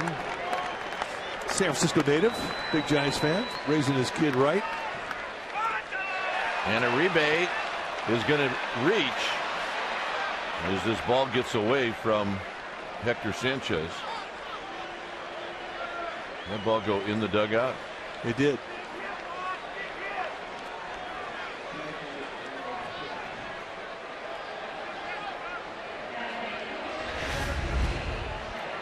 Goes down in the dirt with a curveball, hits the plate, and skims on Hector Sanchez. As this ball goes to the left, you watch it sort of trickle into the Giants' dugout. Well, we've said Lincecum's much harder to catch than some of the other Giants pitchers, and that's an example of why. Here's Billingsley, who swings, and that got a little bit of Sanchez, and it's 0-1. In case you're wondering if you get another 90 feet on that, you do not. It's not an overthrow.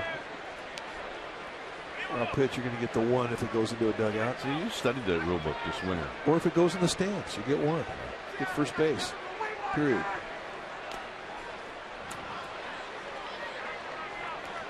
The rule book is in baseball is really a pretty good read. And you can get it online if you're ever inclined to take a look at what the actual rules say. And there is a lot of gray area. And they leave a lot up to the eyes and the judgment of the umpiring crew.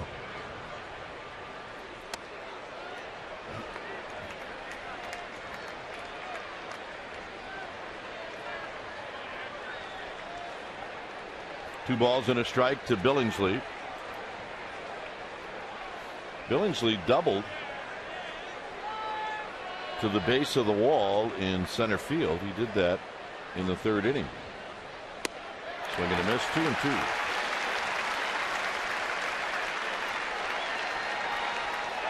And that is as good a curveball as he can throw.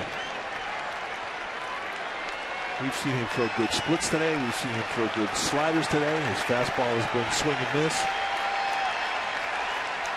Got him.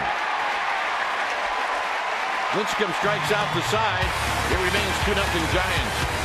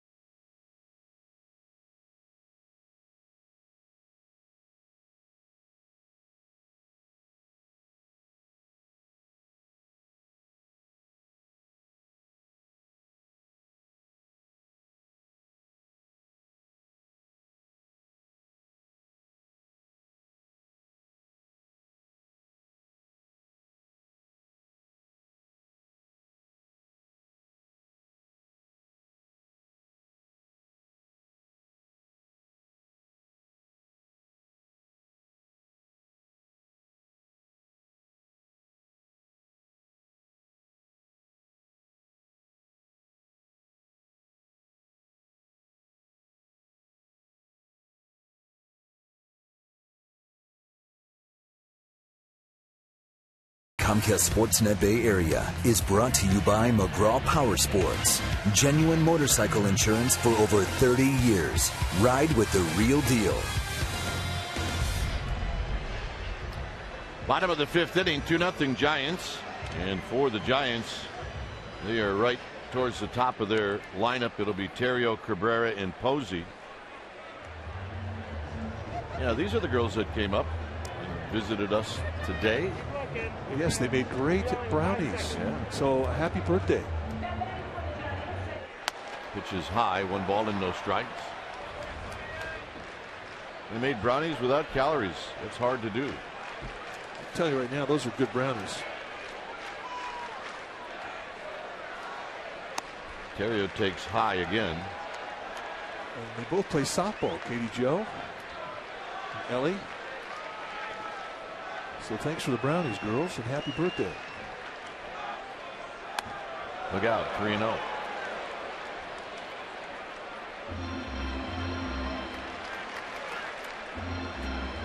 Lincecum through 5 innings, 6 strikeouts, and 1 walk. 3-0 pitch to Terrio. Has 6 strikeouts, 1 walk, and 3 hits. All. Well, no, there was a double by Chad Billingsley. So 2 singles and a double. He's been fantastic. Hit out into left center field. And that's going to roll up against the wall. And Terrio's got a double.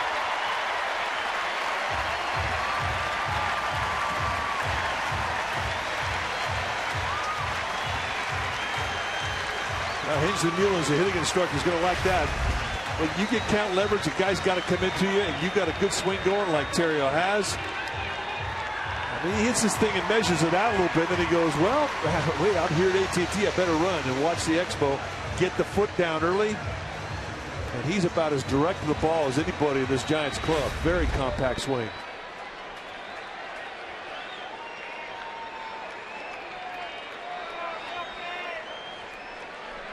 Cabrera lays down a bunt, and it's foul. All right, time for our AT&T U-verse reverse replay. Last night, Milky Cabrera broke up a 0-0 ball game when he hits a slider that has a little hang time on it off Clayton Kershaw. It's the first run the Giants had scored off of Clayton Kershaw here at AT&T Park in 35 2/3 innings. And that made us honorary milkmen. And that's our AT&T U-verse reverse replay. 0-1 to Cabrera. Cabrera out into right center field. Tagging is Terrio. Is Herrera catches. He's got a strong arm, and Terrio's going to slide into third. So a productive out for Melky Cabrera. Now Matt Cain made Giants history by throwing the first perfect game in the 128 years of franchise history. And to commemorate this historic game, the Giants dugout stores are now offering exclusive perfect game merchandise at any of our 8 Bay Area locations. Giants Dugout Store is the official team store of your San Francisco Giants. It's a pretty good arm out there with Elliot Herrera. Infield in, Buster Posey. Right there for a strike. Posey singled in the second, walked in the third.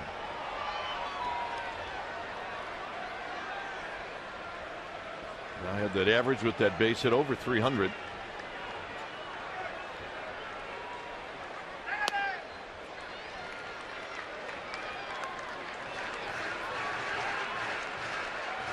A double by Terrio. Cabrera gets him over to third. See in this series with runners in scoring position. Wow. Posey fouls it at the plate. 1-2.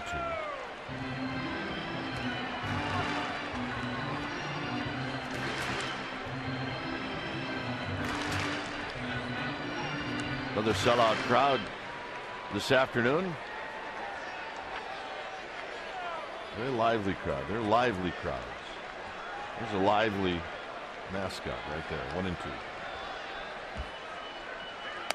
2-2. When he locks in as he is now, it's rare to see him go out of the strike zone. He's very quiet too. You don't see a lot of check swings from Buster Posey.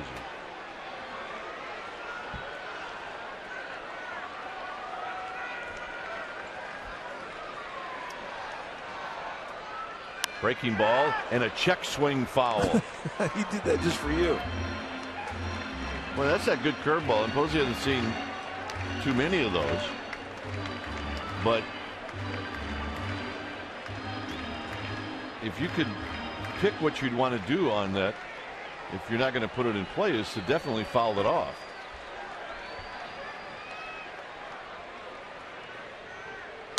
Posey high and foul down the right field line. That's headed towards our splash cam, and it remains 2-2.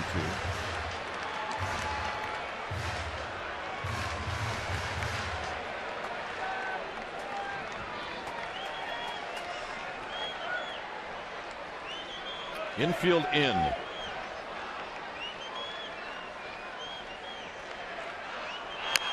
And Posey stays alive. He spoiled another good pitch. He's fighting off some fuzz, you bet.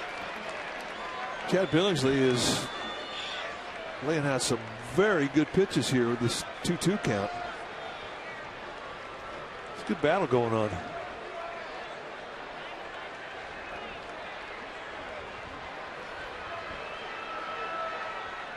Two balls, two strikes.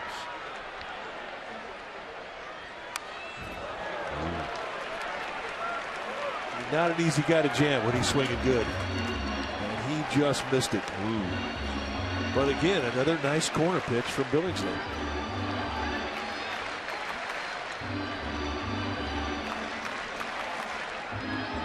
Great shot from Hanger 1. 2-2.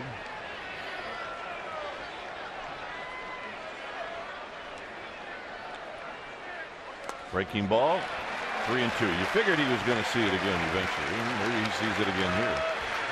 It may be that Billingsley right now doesn't care if he walks Posey or not, so he can try to make the perfect pitch. His last 3-2 pitch against Posey, he threw a breaking ball. He missed high with it and walked him.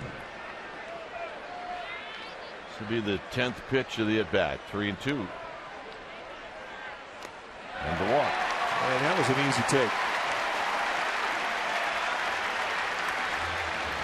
Well, the final tally in that at bat was Posey spoiled some really good pitches to get to a point where Billingsley then just didn't throw one close to the strike zone. You know, and I get asked that where people say, well, how can a walk be a great at bat? Well, you just saw why. That was an at bat where Billingsley threw 4 pitches in 2 strike counts that were absolutely perfect pitches. 3 of the 4, Posey had defensive swings. The one inside fastball that he went and fouled back, that was an aggressive hack. But still, you get 11 pitch at bat, you work a walk after fouling off good pitches in 2 strike counts. Now that's a good at bat.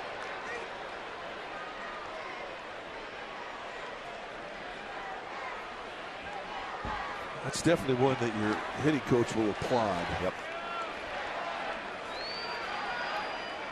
So here's Pagan. Pagan has struck out and he's walked. The walk knocked in a run. 1 ball and no strikes. We're starting to see some activity in the Dodger bullpen. Scott Eilbert. It's the only left-hander down in that pen.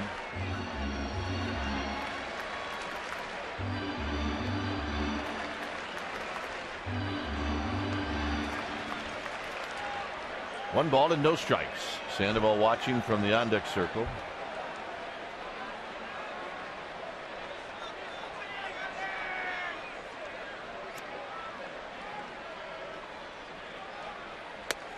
Two 2-0.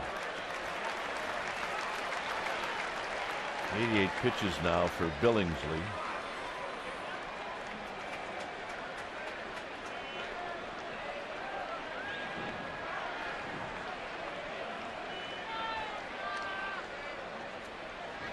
See if Billingsley comes in 2-0. And a foul by Pagan. No runs, 3 hits for the Dodgers. 2 runs, 7 hits for the Giants.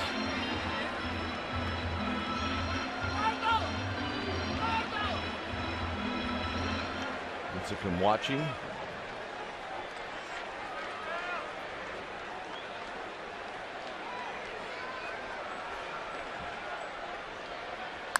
On the ground and a base hit. Terrio's going to score. Posey's going to stop at second. And Pagan comes through with an RBI single, and it's 3-0. The perfect spot to hit it when that first baseman is holding on that runner.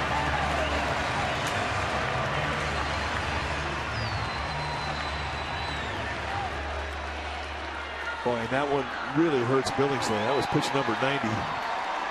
And now the Giants have a chance to go large in the inning. And he's set up away, and you see A.J. Ellis, the catcher, having to reach across his body as the location went to the inside corner. And that's the side of the plate that Billingsley did not want to go to. Here's Sandoval, who struck out twice. And he pops this one up. This may be playable. Uribe over by the stands, and it's going to be into the stands. And did a fan catch that? Well, I think he hit him on the head. He needs to take that little thing off the top of the hat. A little button? Yeah. That can hurt you on a pop-up. All right, he's hanging in there. That hit him hard, too. Right? Yeah. Okay, yep, we got you. No balls and 1 strike. High to Sandoval to even the count.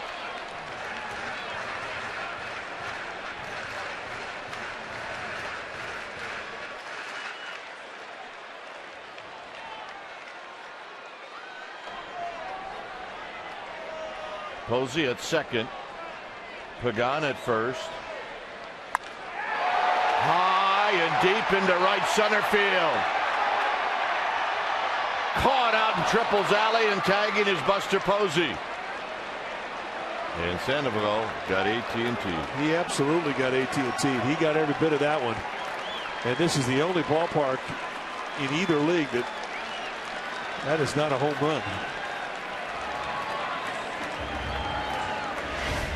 And this is the type of an at-bat that really does frustrate hitters.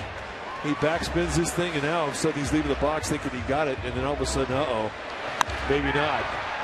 Maybe I'll get just a double, and then, maybe not. Maybe I'm just going to get a big league hang with him, and that's what happens.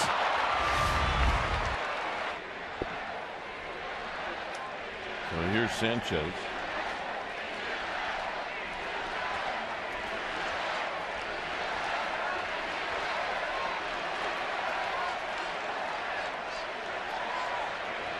Pregame goes, and it's a call strike.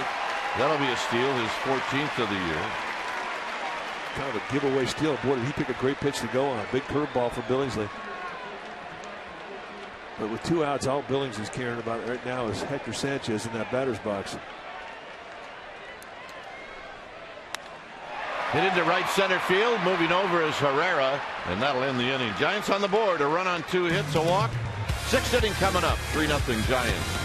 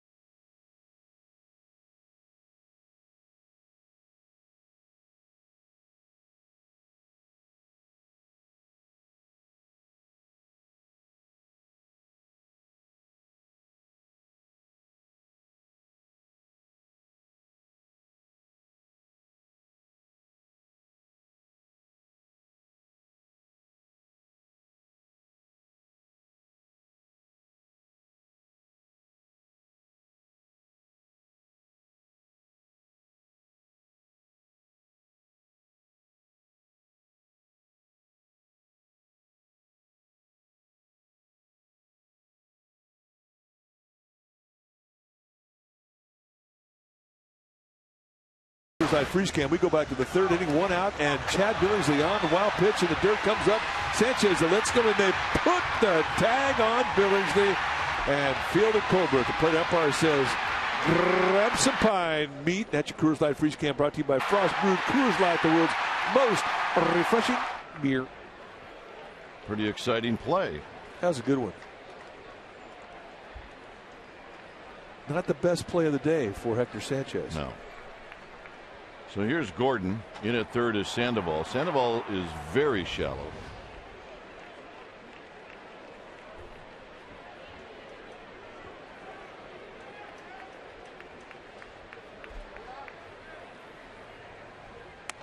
Gordon shortens up to bunt, and he takes a strike.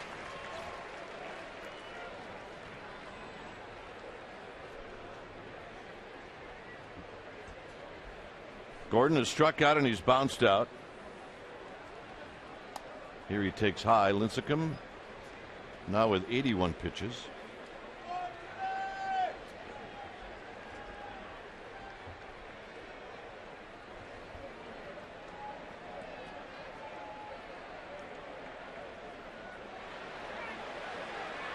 Swing and a miss. 2-2.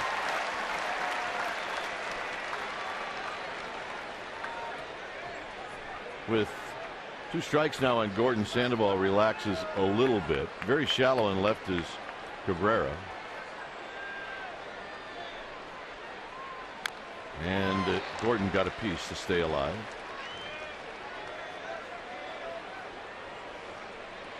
Dodgers will go home, and they will host the Mets in a 4-game series starting tomorrow night. Gordon fouls another one back. Mike mentioned earlier the Mets pounded the Cubs today 17-1. So they are on a plane headed to LA. Reds are headed on a plane headed to San Francisco. R.A. Dickey has been a great story. He'll pitch Friday. Got him.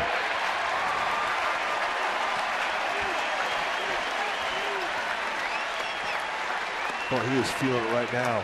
Right now, we're going to take a look at our Chevron pitching matchup for tomorrow night's game. It's going to be Johnny Cueto, who is having an all-star year, against Madison Bumgarner, who's having an all-star year. It's going to be a matchup of a couple aces. You'll check us out right here on Comcast Sportsnet Bay Area at 6:30 for Giants pregame live before we bring you game 1 of the series. And that's our Chevron pitching matchup. Here's Hairston, who's 2 for 2. Up and in, 1 ball and no strikes. You're in a little trouble here? Oh, baby. Oh, there's a Dodger guy there messing with him. Well, yeah. Come on. Giants guy's putting it up. Dodger guy's taking it down. Swing and a miss. 1 ball and 1 strike. This is fun. This is fun watching Tim Lincecum be Tim Lincecum. Yeah, so that's how you do it. Backwards K, beat. Killing the drill. Is funner a word? It is today. It's funner.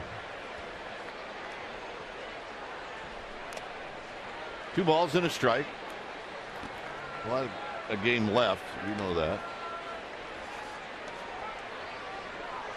And again, I mean, when you're coming out of a slump, you never, ever openly go, I'm back. I got it going now, baby. But guess what? He looks fantastic today.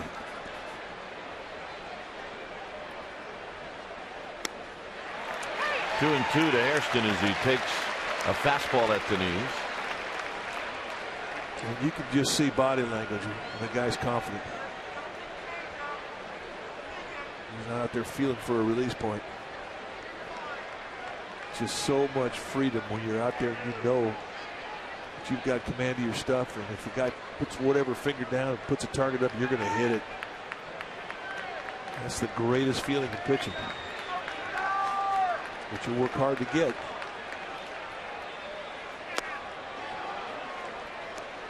In the dirt, 3 and 2. 1 walk. Lincecum walked Andre Ethier in the first inning, and then Ethier left. So he pulled something in the oblique area. So here it's 3 and 2. On the ground, Sandoval's got it on a backhand. A little high, but Posey stays out in the bag. So on the grounder to third, let's go to Amy G. All right, Dwayne, I know that you and Mike have been checking out the Giants insider Andrew Baggerly. If fans haven't had a chance to, log on to csnbayarea.com right now. He always writes very insightful stuff on your favorite team, the San Francisco Giants, and you can follow him on Twitter at CSNBags. Gentlemen. Thank you, Amy. And he's good. Here's Herrera. Herrera has only been up once. He popped. He's the hitter that popped the ball back that Sanchez made a great play on. His check swing foul.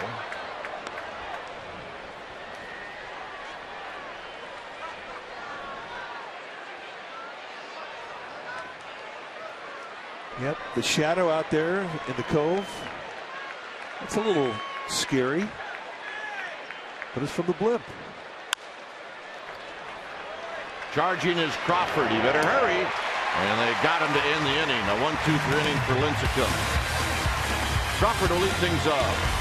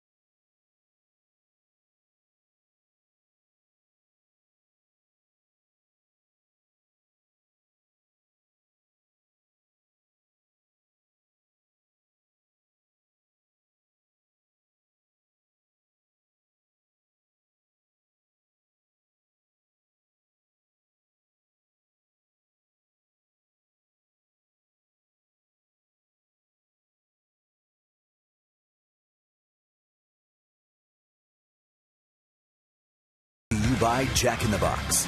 Right now at Jack in the Box, you can try the new Chipotle Chicken Club. Make it a combo with fries and a drink. A 3-0 lead for the Giants, bottom of the 6th inning. A great shot of this beautiful ballpark from high above Hangar 1.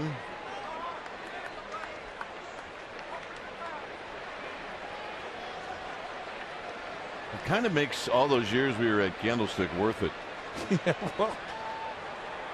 Crawford rolls it foul. And yeah, look, there isn't anybody in the Bay Area that doesn't have fond memories of Candlestick. But I think we can safely say our fans, us, there's a lot of us that paid our dues. Yeah, there were a few dues paid over there. When you compare it to this place, there's no comparison. This is heaven here. We had fun there, though. Yes, we did. It was fun. We had fun as players. We had fun as broadcasters. This place is funner. I think that funner word applies, indeed. Crawford drives this one into right center field, and he's got action. Hits the bag at first. Is he going to think about it? He is thinking about it. He is headed to third, and the throw is late. And as Mike said, is there anything more exciting than the triple? Well, maybe a grand slam, but the triple's right up there.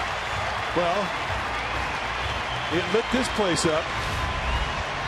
A breaking ball that's just got a little hang time right out there over the plate. And once you find a gap in this ballpark, you're thinking one thing: 3 bags. And he ends it on a belly slide for style points. Well done. And for Crawford, his second triple of the year.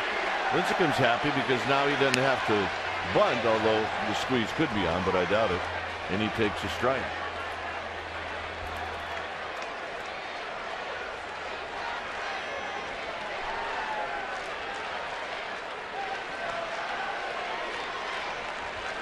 Lincecum singled in the third. Here he fouls it back. It's 0-2. He had a sacrifice bunt in the fourth.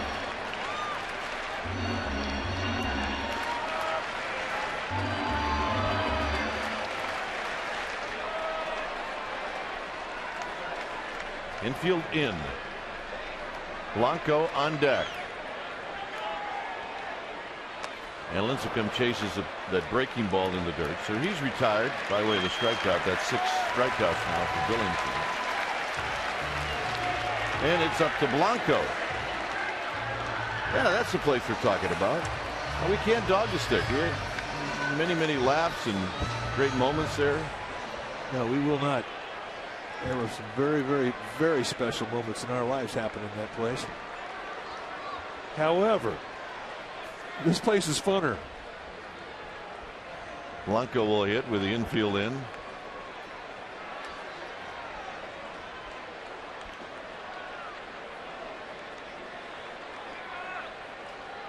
Crawford at third.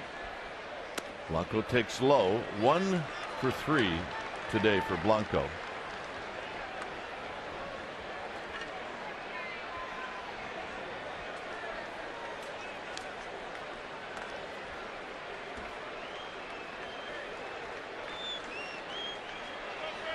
Billingsley over 100 pitches now. As he looks in, he sets and he throws, and Blanco takes a strike. A little cutter. That's kind of his go-to pitch when he absolutely needs to make a pitch and he doesn't want to be predictable to a fastball. And he's got nice command with it. He goes both sides of the plate well.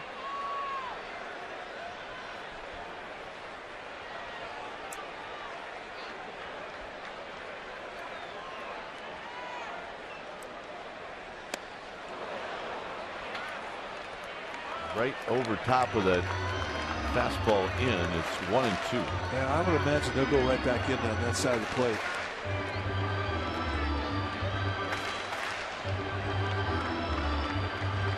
Well, if it doesn't look like you can cover that pitch, absolutely.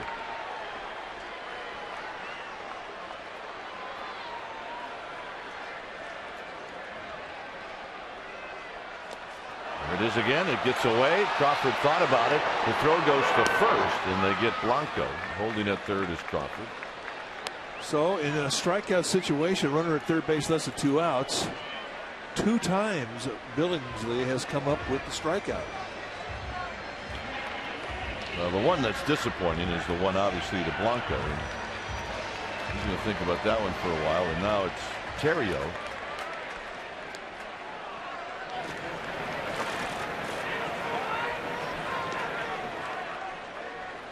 Terrio's got a couple of hits. Both times he scored.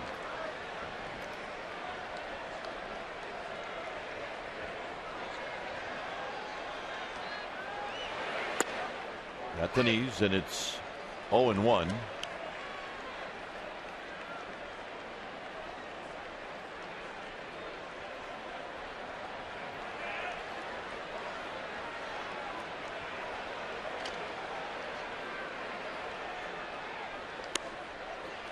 Billingsley digging deep right now. He's got 107 pitches. He knows that Coffey is down in the bullpen.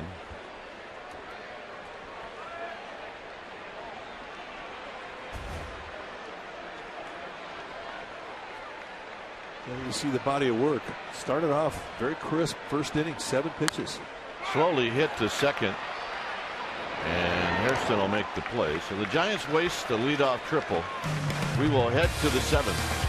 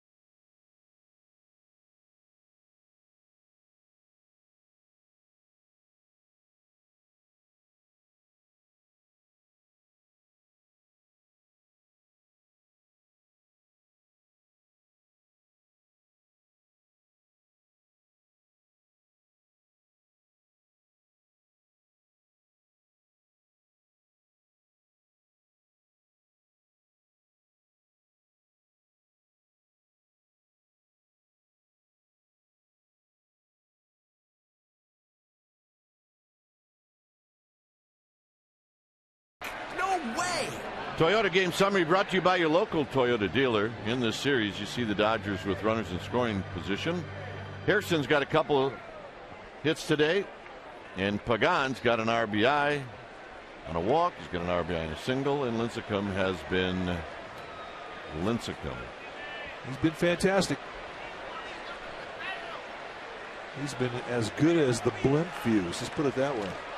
Aerial coverage brought to you by Hangar One, made here in California in an actual aircraft hangar. There's Hangar One. See, you think the sky is blue enough? What a great shot. That was a pretty good shot. Look at that. Another spectacular day here in Paradise. I think that ought to just be part of the show every night or every day. Hit up the middle, and that'll be a base hit for Rivera. And let's go to Amy G. Hey, Dwayne and Mike. Comcast Sportsnet Bay Area is very proud to be in its 6th year of presenting the All-Star Teacher Award. Unbelievable it's been that long. It recognizes great teachers in Northern and Central California. It is presented by Provident Credit Union. Guys, this year the winner received $20,000 for their school. It went to Paul Ricks from Hopkins Junior High School in Fremont, California. The best part about today, no teacher left empty-handed. All nominees received at least $2,000 for your school. It's a wonderful program, and Comcast Sportsnet Bay Area is very, very proud to be involved. Guys. Very good. Congratulations.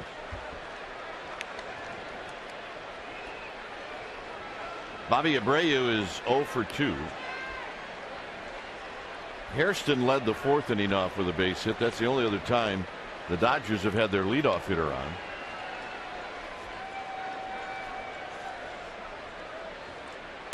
Abreu takes a late call strike to even the count.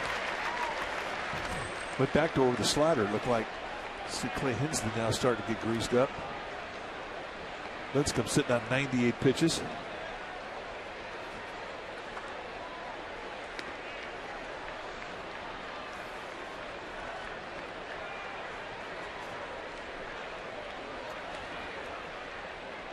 Swing and a miss, 1 and 2. Another good changeup.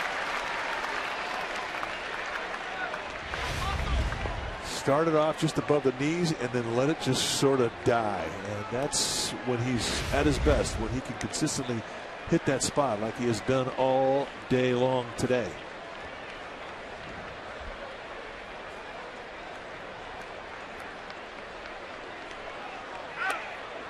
Very high as Lincecum cast that one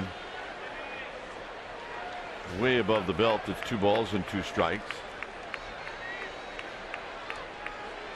And that last pitch, an even 100 throws on the day.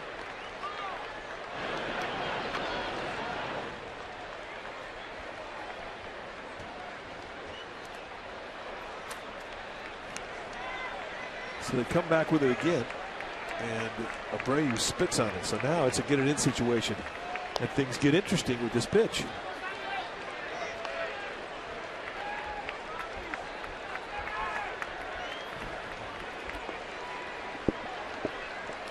Three and 2. Rivera opened up the inning with a base hit up the middle.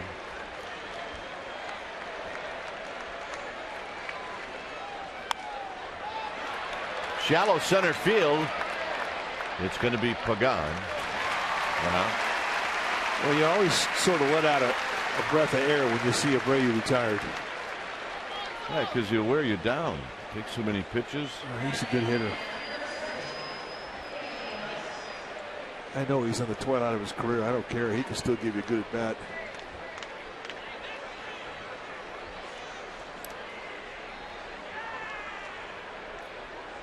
Here's A.J. Ellis. Ellis is lined out and bounced out.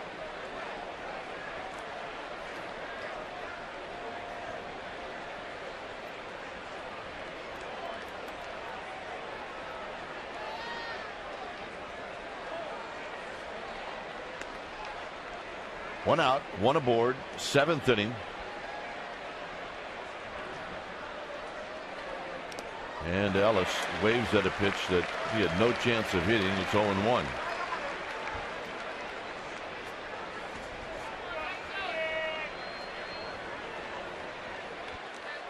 The other thing too about Lincecum is when he's got it going with his specialty pitches and he's locked into that lower third of the strike zone, he gets ground balls with all of them.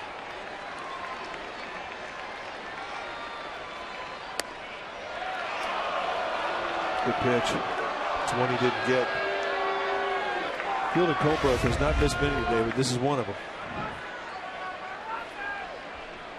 Thank you. 1 ball and 1 strike.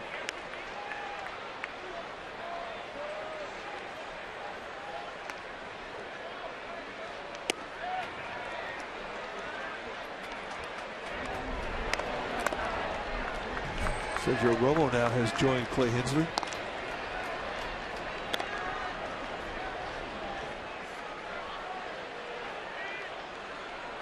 So 105 pitches now for Lincecum. And that pitch is in and out of the glove of Hector Sanchez. That'll be a pass ball.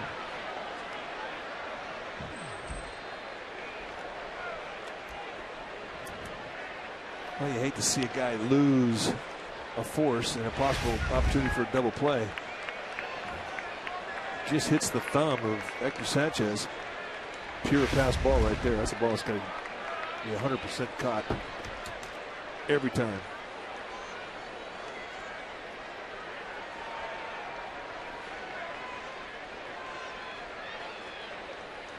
Three and one. 3-2. There's no fear in that pitch. And you couldn't say that 3 starts ago.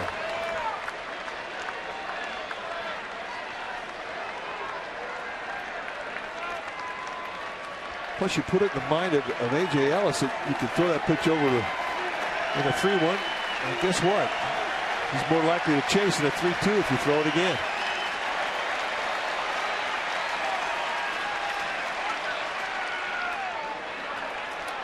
And Ellis would not bite. And here comes Bruce Bochy. So the pitch count at 108. Bruce Bochy's jogging. We do know that jogging means maybe he stays in the game.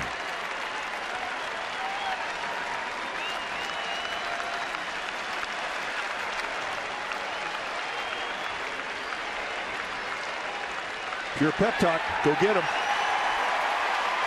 And plus, look, if you're Bruce Bochy, every once in a while you want to get some cheers. It's the easiest way for a manager to do it when you've had a guy throw like Lincecum is throwing today. The fans want to see him stay in.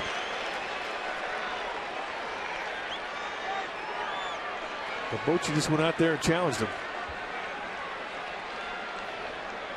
Gwynn has struck out twice.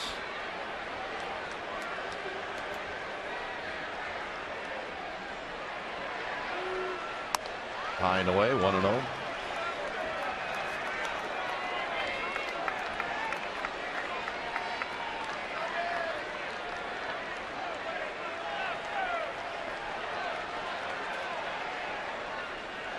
Rivera at third, Ellis at first.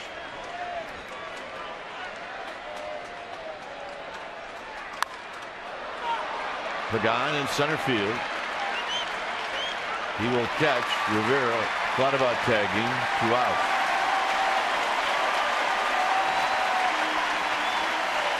And here's Uribe.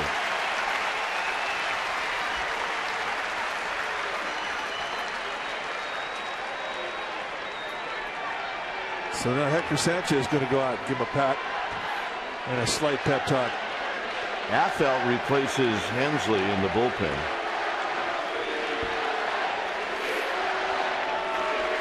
So here's Uribe, and if you're Lincecum, you just don't want to make a mistake to Uribe because he's going to try to go for it.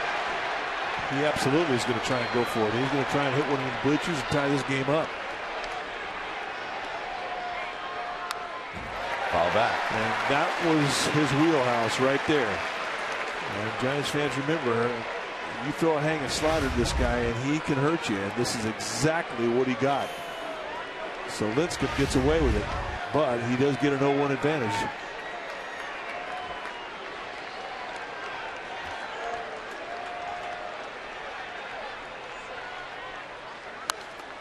In 2010, Uribe hit about 23 hanging sliders out of the ballpark.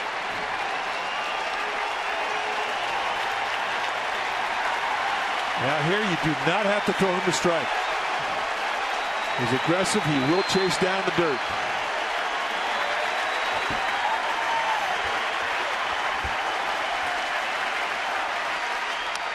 Up and in, 1-2. It's a 92-mile-an-hour fastball. Been there at that speed all day. But he is definitely digging deep right now.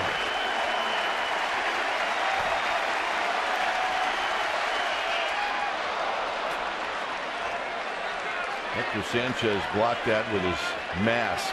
And I think they cut some. They may have got a little skin there in the neck. His ball comes up. And I think it did get a little bit of his chin. I think Hector Sanchez quietly appreciates all the games Buster Posey's caught. Well, Buster Posey's over at first base. And he knows exactly what Sanchez is going through.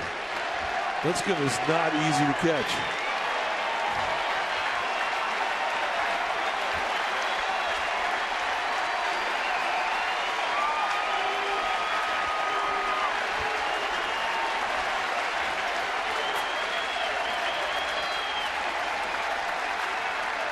Two balls, two strikes. Got him. And listen to this crowd as Lincecum departs. I love that guy.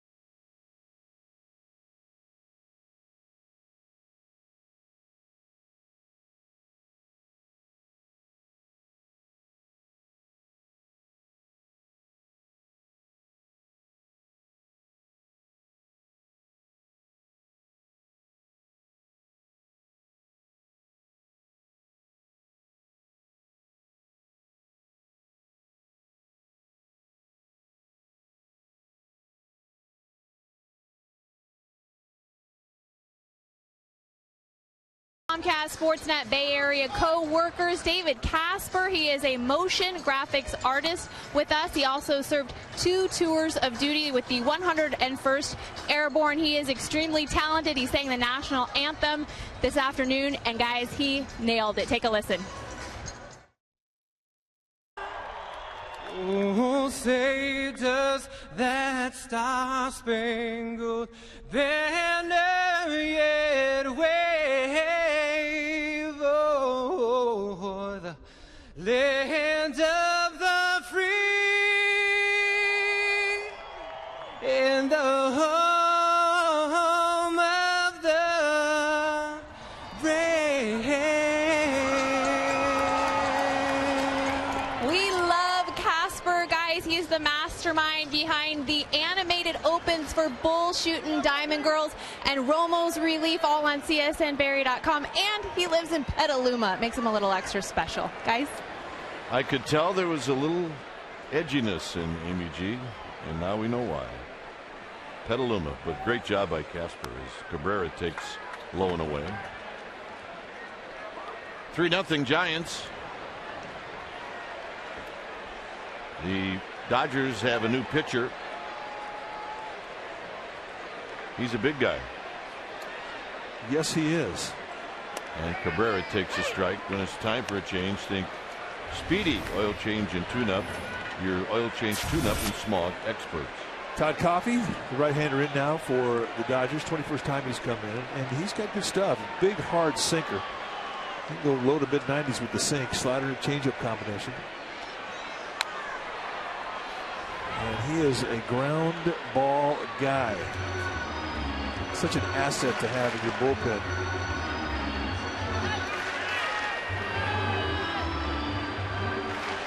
I think that the Dodgers might have the biggest bullpen size-wise in the entire world of Major League Baseball.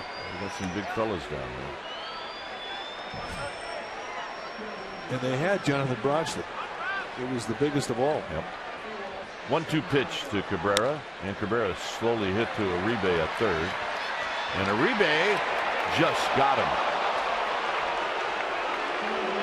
Wow, that was close. Yeah, a few boos around the ballpark. They agree with you. You take everything you can get as a third baseman when you're going to your left. And on the run, we all know how good of an arm Uribe has, and he just does half-step get him. Nice play. Here's Buster Posey. He's been on base 3 times. He's singled and walked twice.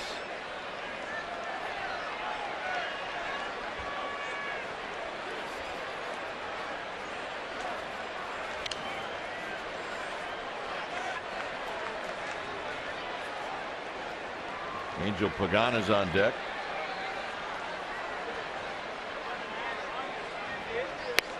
Two and 0. Posey's been taking a lot of walks. Watched him walk a lot in that series in Oakland. He's done it in this series.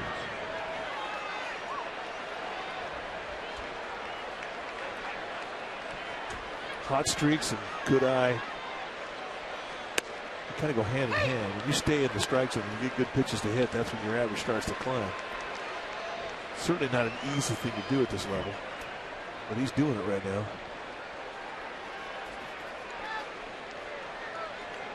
Missed that feeling standing in the on-deck circle knowing you were going to hit? Oh, yeah.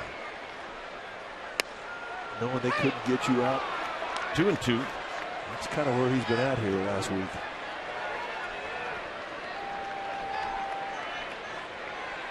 And then there's the other times. Yeah, I didn't mind standing in the on-deck circle when I wasn't hitting. It was standing in the batter's box that was the problem. And Posey just got a piece. Fought off a nasty little slider that Coffey saved for a 2-strike surprise.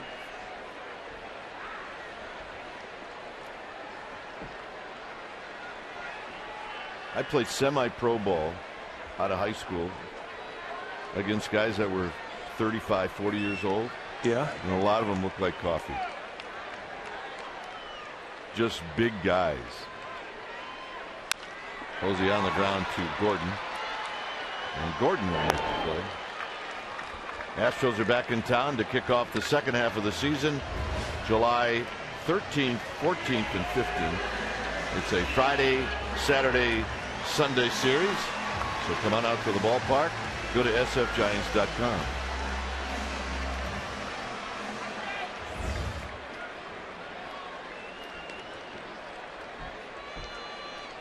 Pagan has 2 RBIs in this game. He walked with the bases loaded in the 3rd, and he knocked in a run with a base hit in the 5th. A ground ball past Juan Rivera at first. This is lifted down the left field line, and Gordon can fly, so he might catch it, and he flips it into the stands. Unbelievable. Well, he had it, and then he raised his arm up to show the umpire, and it popped out. This guy makes the play. This guy thought he caught it. And he gets the high fives.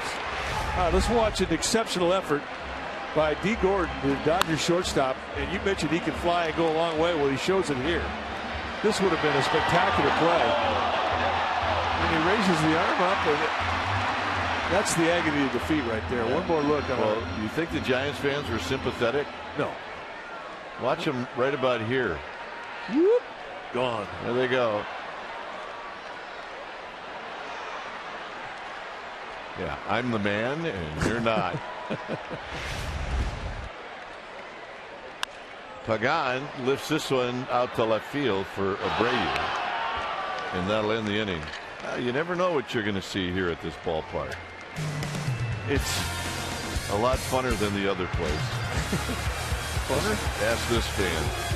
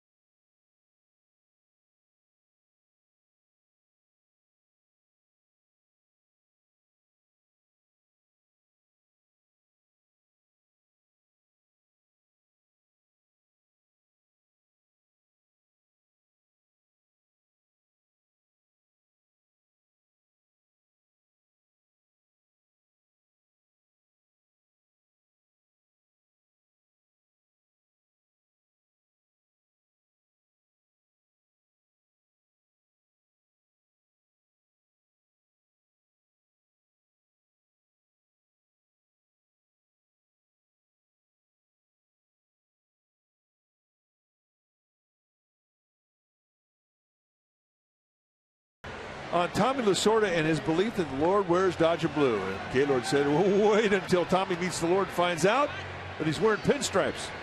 And that's our Geico quote of the game.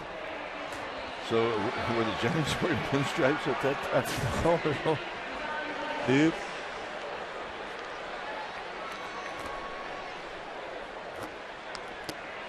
3-0 Giants. When it's time for a change, think Speedy. Oil change and tune-up. Your oil change, tune-up, and smog experts. 33rd time that Javier Lopez has come into a game for Bruce Bochy, 3-0 with a 2.93. Here's Ivan DeJesus, and he takes a strike.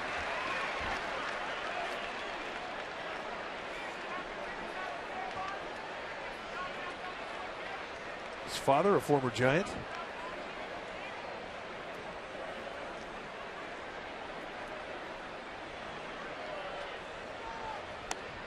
Got a chance to play with his dad, Ivan DeJesus Sr.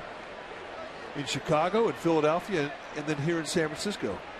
Really one of my favorite all-time teammates. Great guy. And his kid, Junior, looks just like him.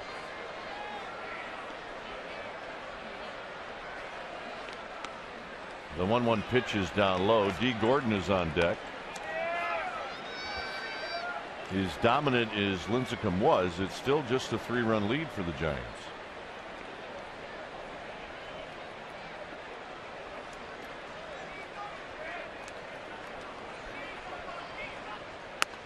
Half swing and a miss. 2-2. When you see a big leaguer swing like that, he's fooled.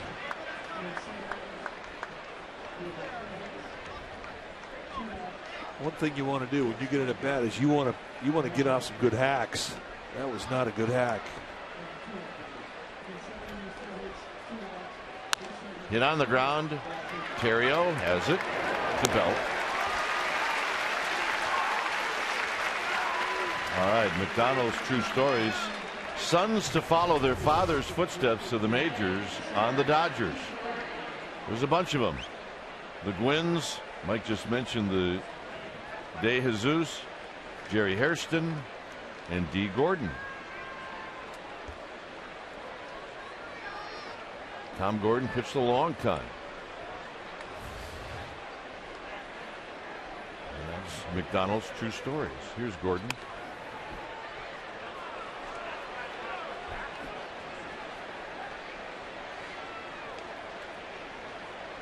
Gordon is 0 for 3.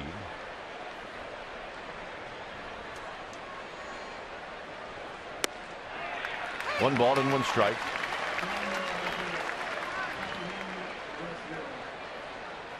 Giants and Dodgers going at each other since 1890.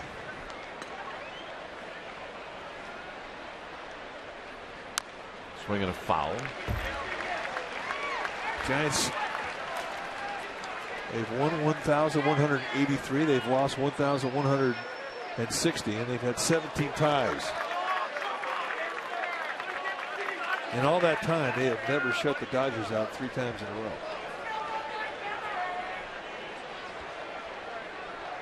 1-2. Drops down, swinging a bouncing ball. Belt slides over. 2 outs.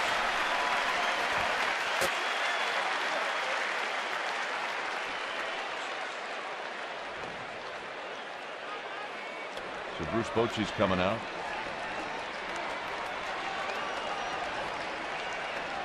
When it's time for a change, think Speedy. Oil change and tune-up. Your oil change, tune-up, and smog experts. Romo coming in.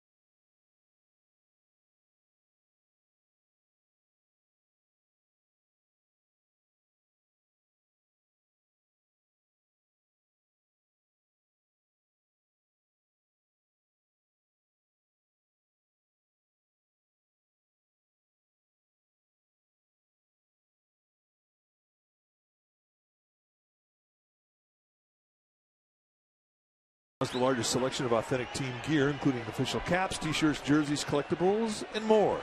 Get your team gear straight from the source. Shop the sfgiants.com shop. 3-0 Giants. Wait, they got the steer. Yes, they do. When it's time for a change, think Speedy Oil Change and Tune-Up. Your oil change tune-up at Smog Expert, Sergio Romo. Now, the new pitcher for the Giants. 28th time he's come in, 2-1 with a 0.89 ERA. It's been amazing. First pitch swinging into center field. And Romo on one pitch retired Harrison. Pablo Sandoval will lead things off.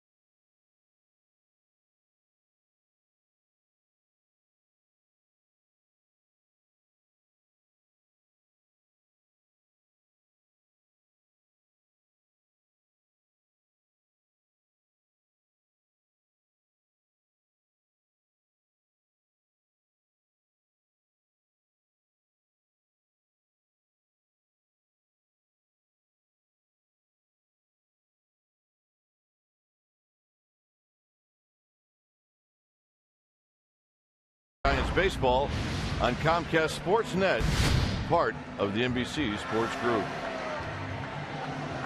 3-0 Giants. When it's time for a change, think Speedy Oil Change and Tune-Up. Your oil change tune-up from Smog Experts. New pitcher now for the Dodgers. One of the nastiest arms in the game right now, Ronald Belisario.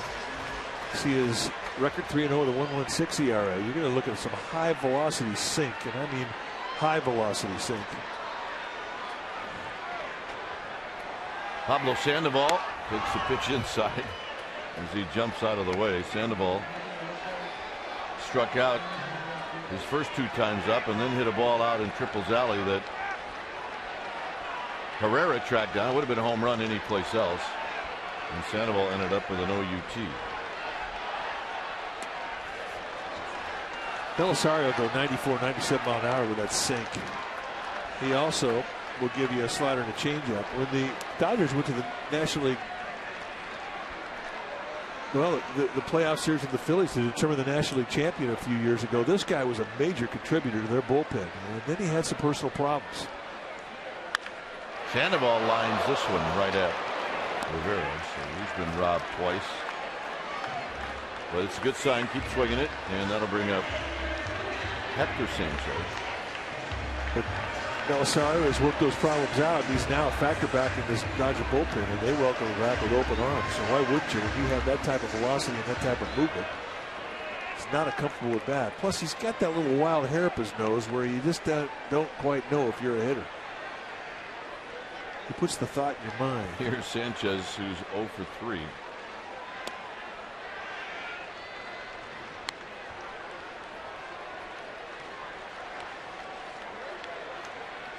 The Milkman and Lincecum. New twist. Might have seen those two in the dugout store before the game. And they got some very nice stuff in there. Don't act like you haven't been there. Love that store. Sanchez bounces this one to Hairston, who gets an in-between 2 outs. And here's Crawford. Crawford's had a good day, looking for an even better day. He's 2 for 3.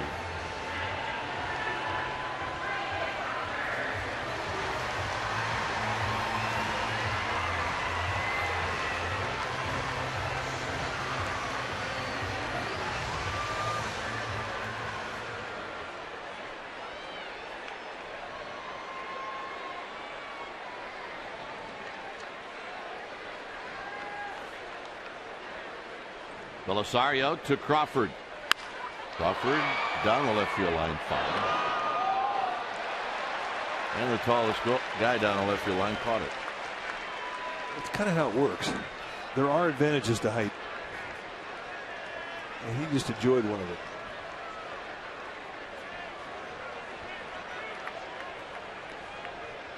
Oh, 0-1 to Crawford.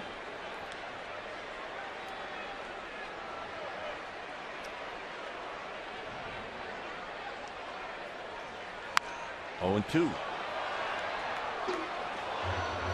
It looks, Mike, like Romo's going back out. Indeed he is. Santiago Casilla, who got the save in last night's ballgame, is not in that bullpen. So it's going to be Romo's game to try and save for Tim Lincecum. He didn't really do a whole lot of pitching in the 8th inning. 1 pitch, 1 out.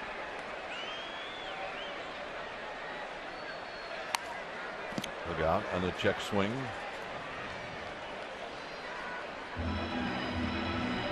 $42,245 here this afternoon. Expect very good crowds tomorrow night as well, and for the entire 4-game series against the Reds.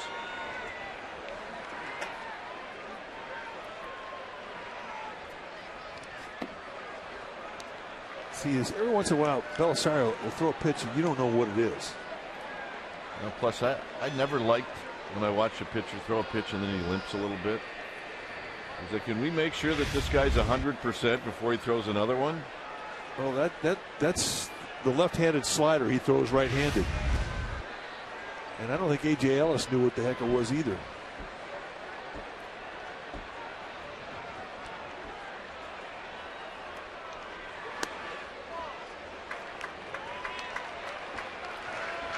Hard to hit, hard to catch. You're right. They run hand in hand.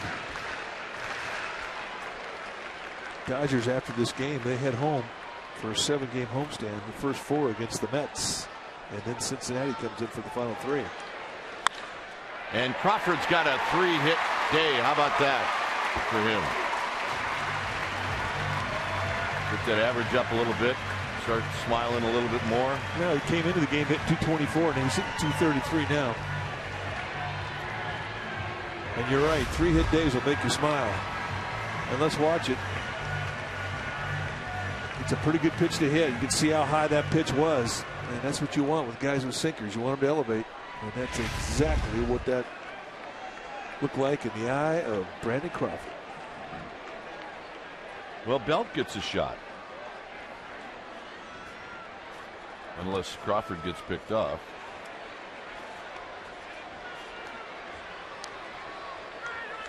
Great to have Roberto Kelly back.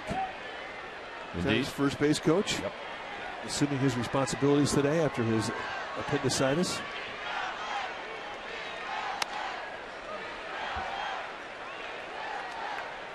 Hey, stay tuned for the post-game wrap. And that'll happen in just a bit. I'll also talk about the game with Murph and Mac tomorrow morning on KMBR 680. So Murph out here today looks good.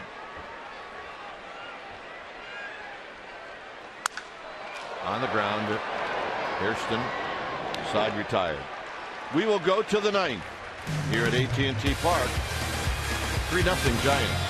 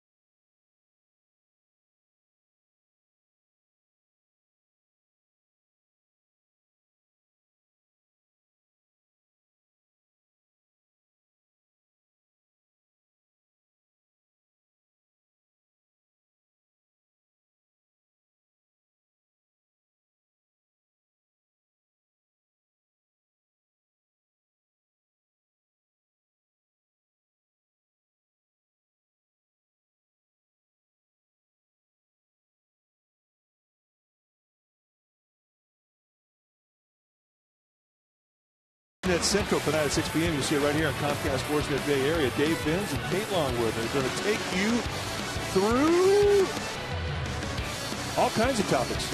Jamie will be talking with Giants clubhouse and the reaction that is in that clubhouse. Warriors prepare for the draft, and you can meet the rookie Raiders, Jerron Kleiner. So check it all out. All that and more right here. AT&T Uverse Sportsnet Central tonight at 6 p.m.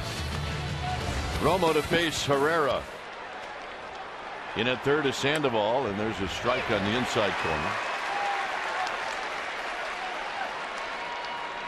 Herrera replaced Ethier after Ethier was injured in the first inning.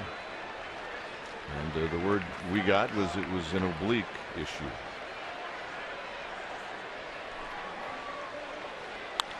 Popped him up.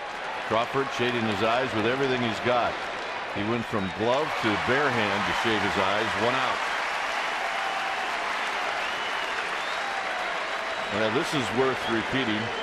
Mike, I'll let you do the honors. Giants have never shut out the Dodgers in all 3 games of a 3-game series in their franchise history. The last time they had a 3-game series sweep of 3 shutouts was April of 1954. But it has never happened against the Dodgers. And that history goes all the way back to 1890. Here's Juan Rivera.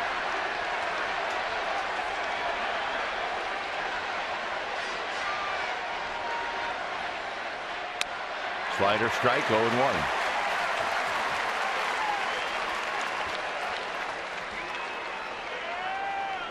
Rivera off of Lincecum went 1 for 3. Bounced into a double play in the very first inning, and that was a big play.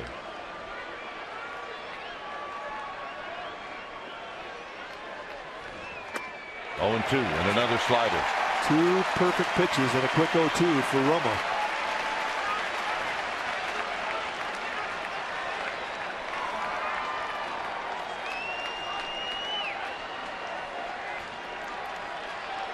Bobby Abreu on deck.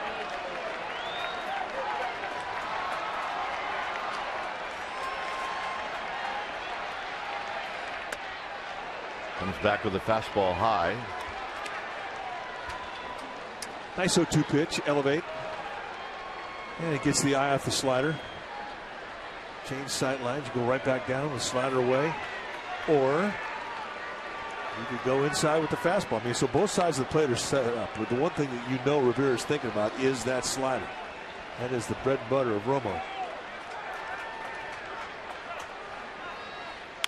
On the ground to Sandoval. And Sandoval has it. 2 outs. Now this crowd's going to get into it with Abreu coming up.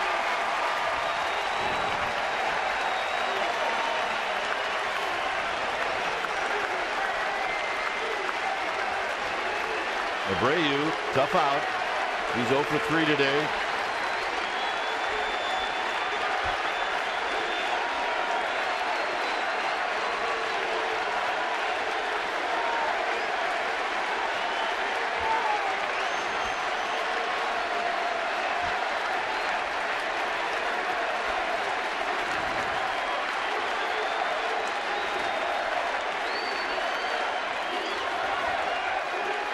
And the first pitch to Abreu is a called strike. Fastball, some paint, outside corner.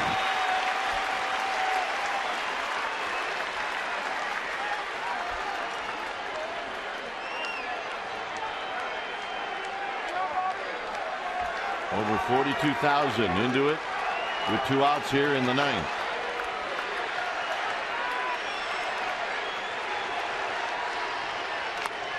Just outside, 1 ball and 1 strike. Just outside, but perhaps an inch.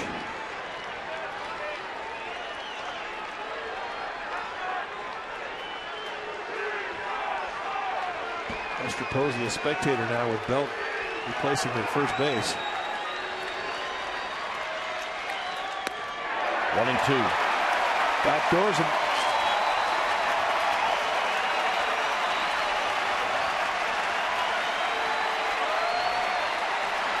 all standing here at AT&T Park.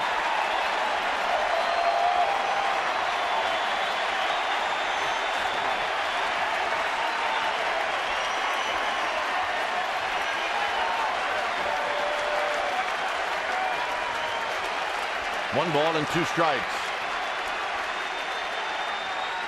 Got him, and that's the ball game. Giants are now tied with the Dodgers for first place in the National League West, and they sweep the Dodgers, and the Dodgers do not score a run in this 3-game series. Well, amazing pitching. No runs scored. 3 extra base hits. The Dodgers at 172, 16 for 93, and with runners in scoring position, they were 0 for 18. And it feels great to see the Giants in first place. Both teams now with a record of 43.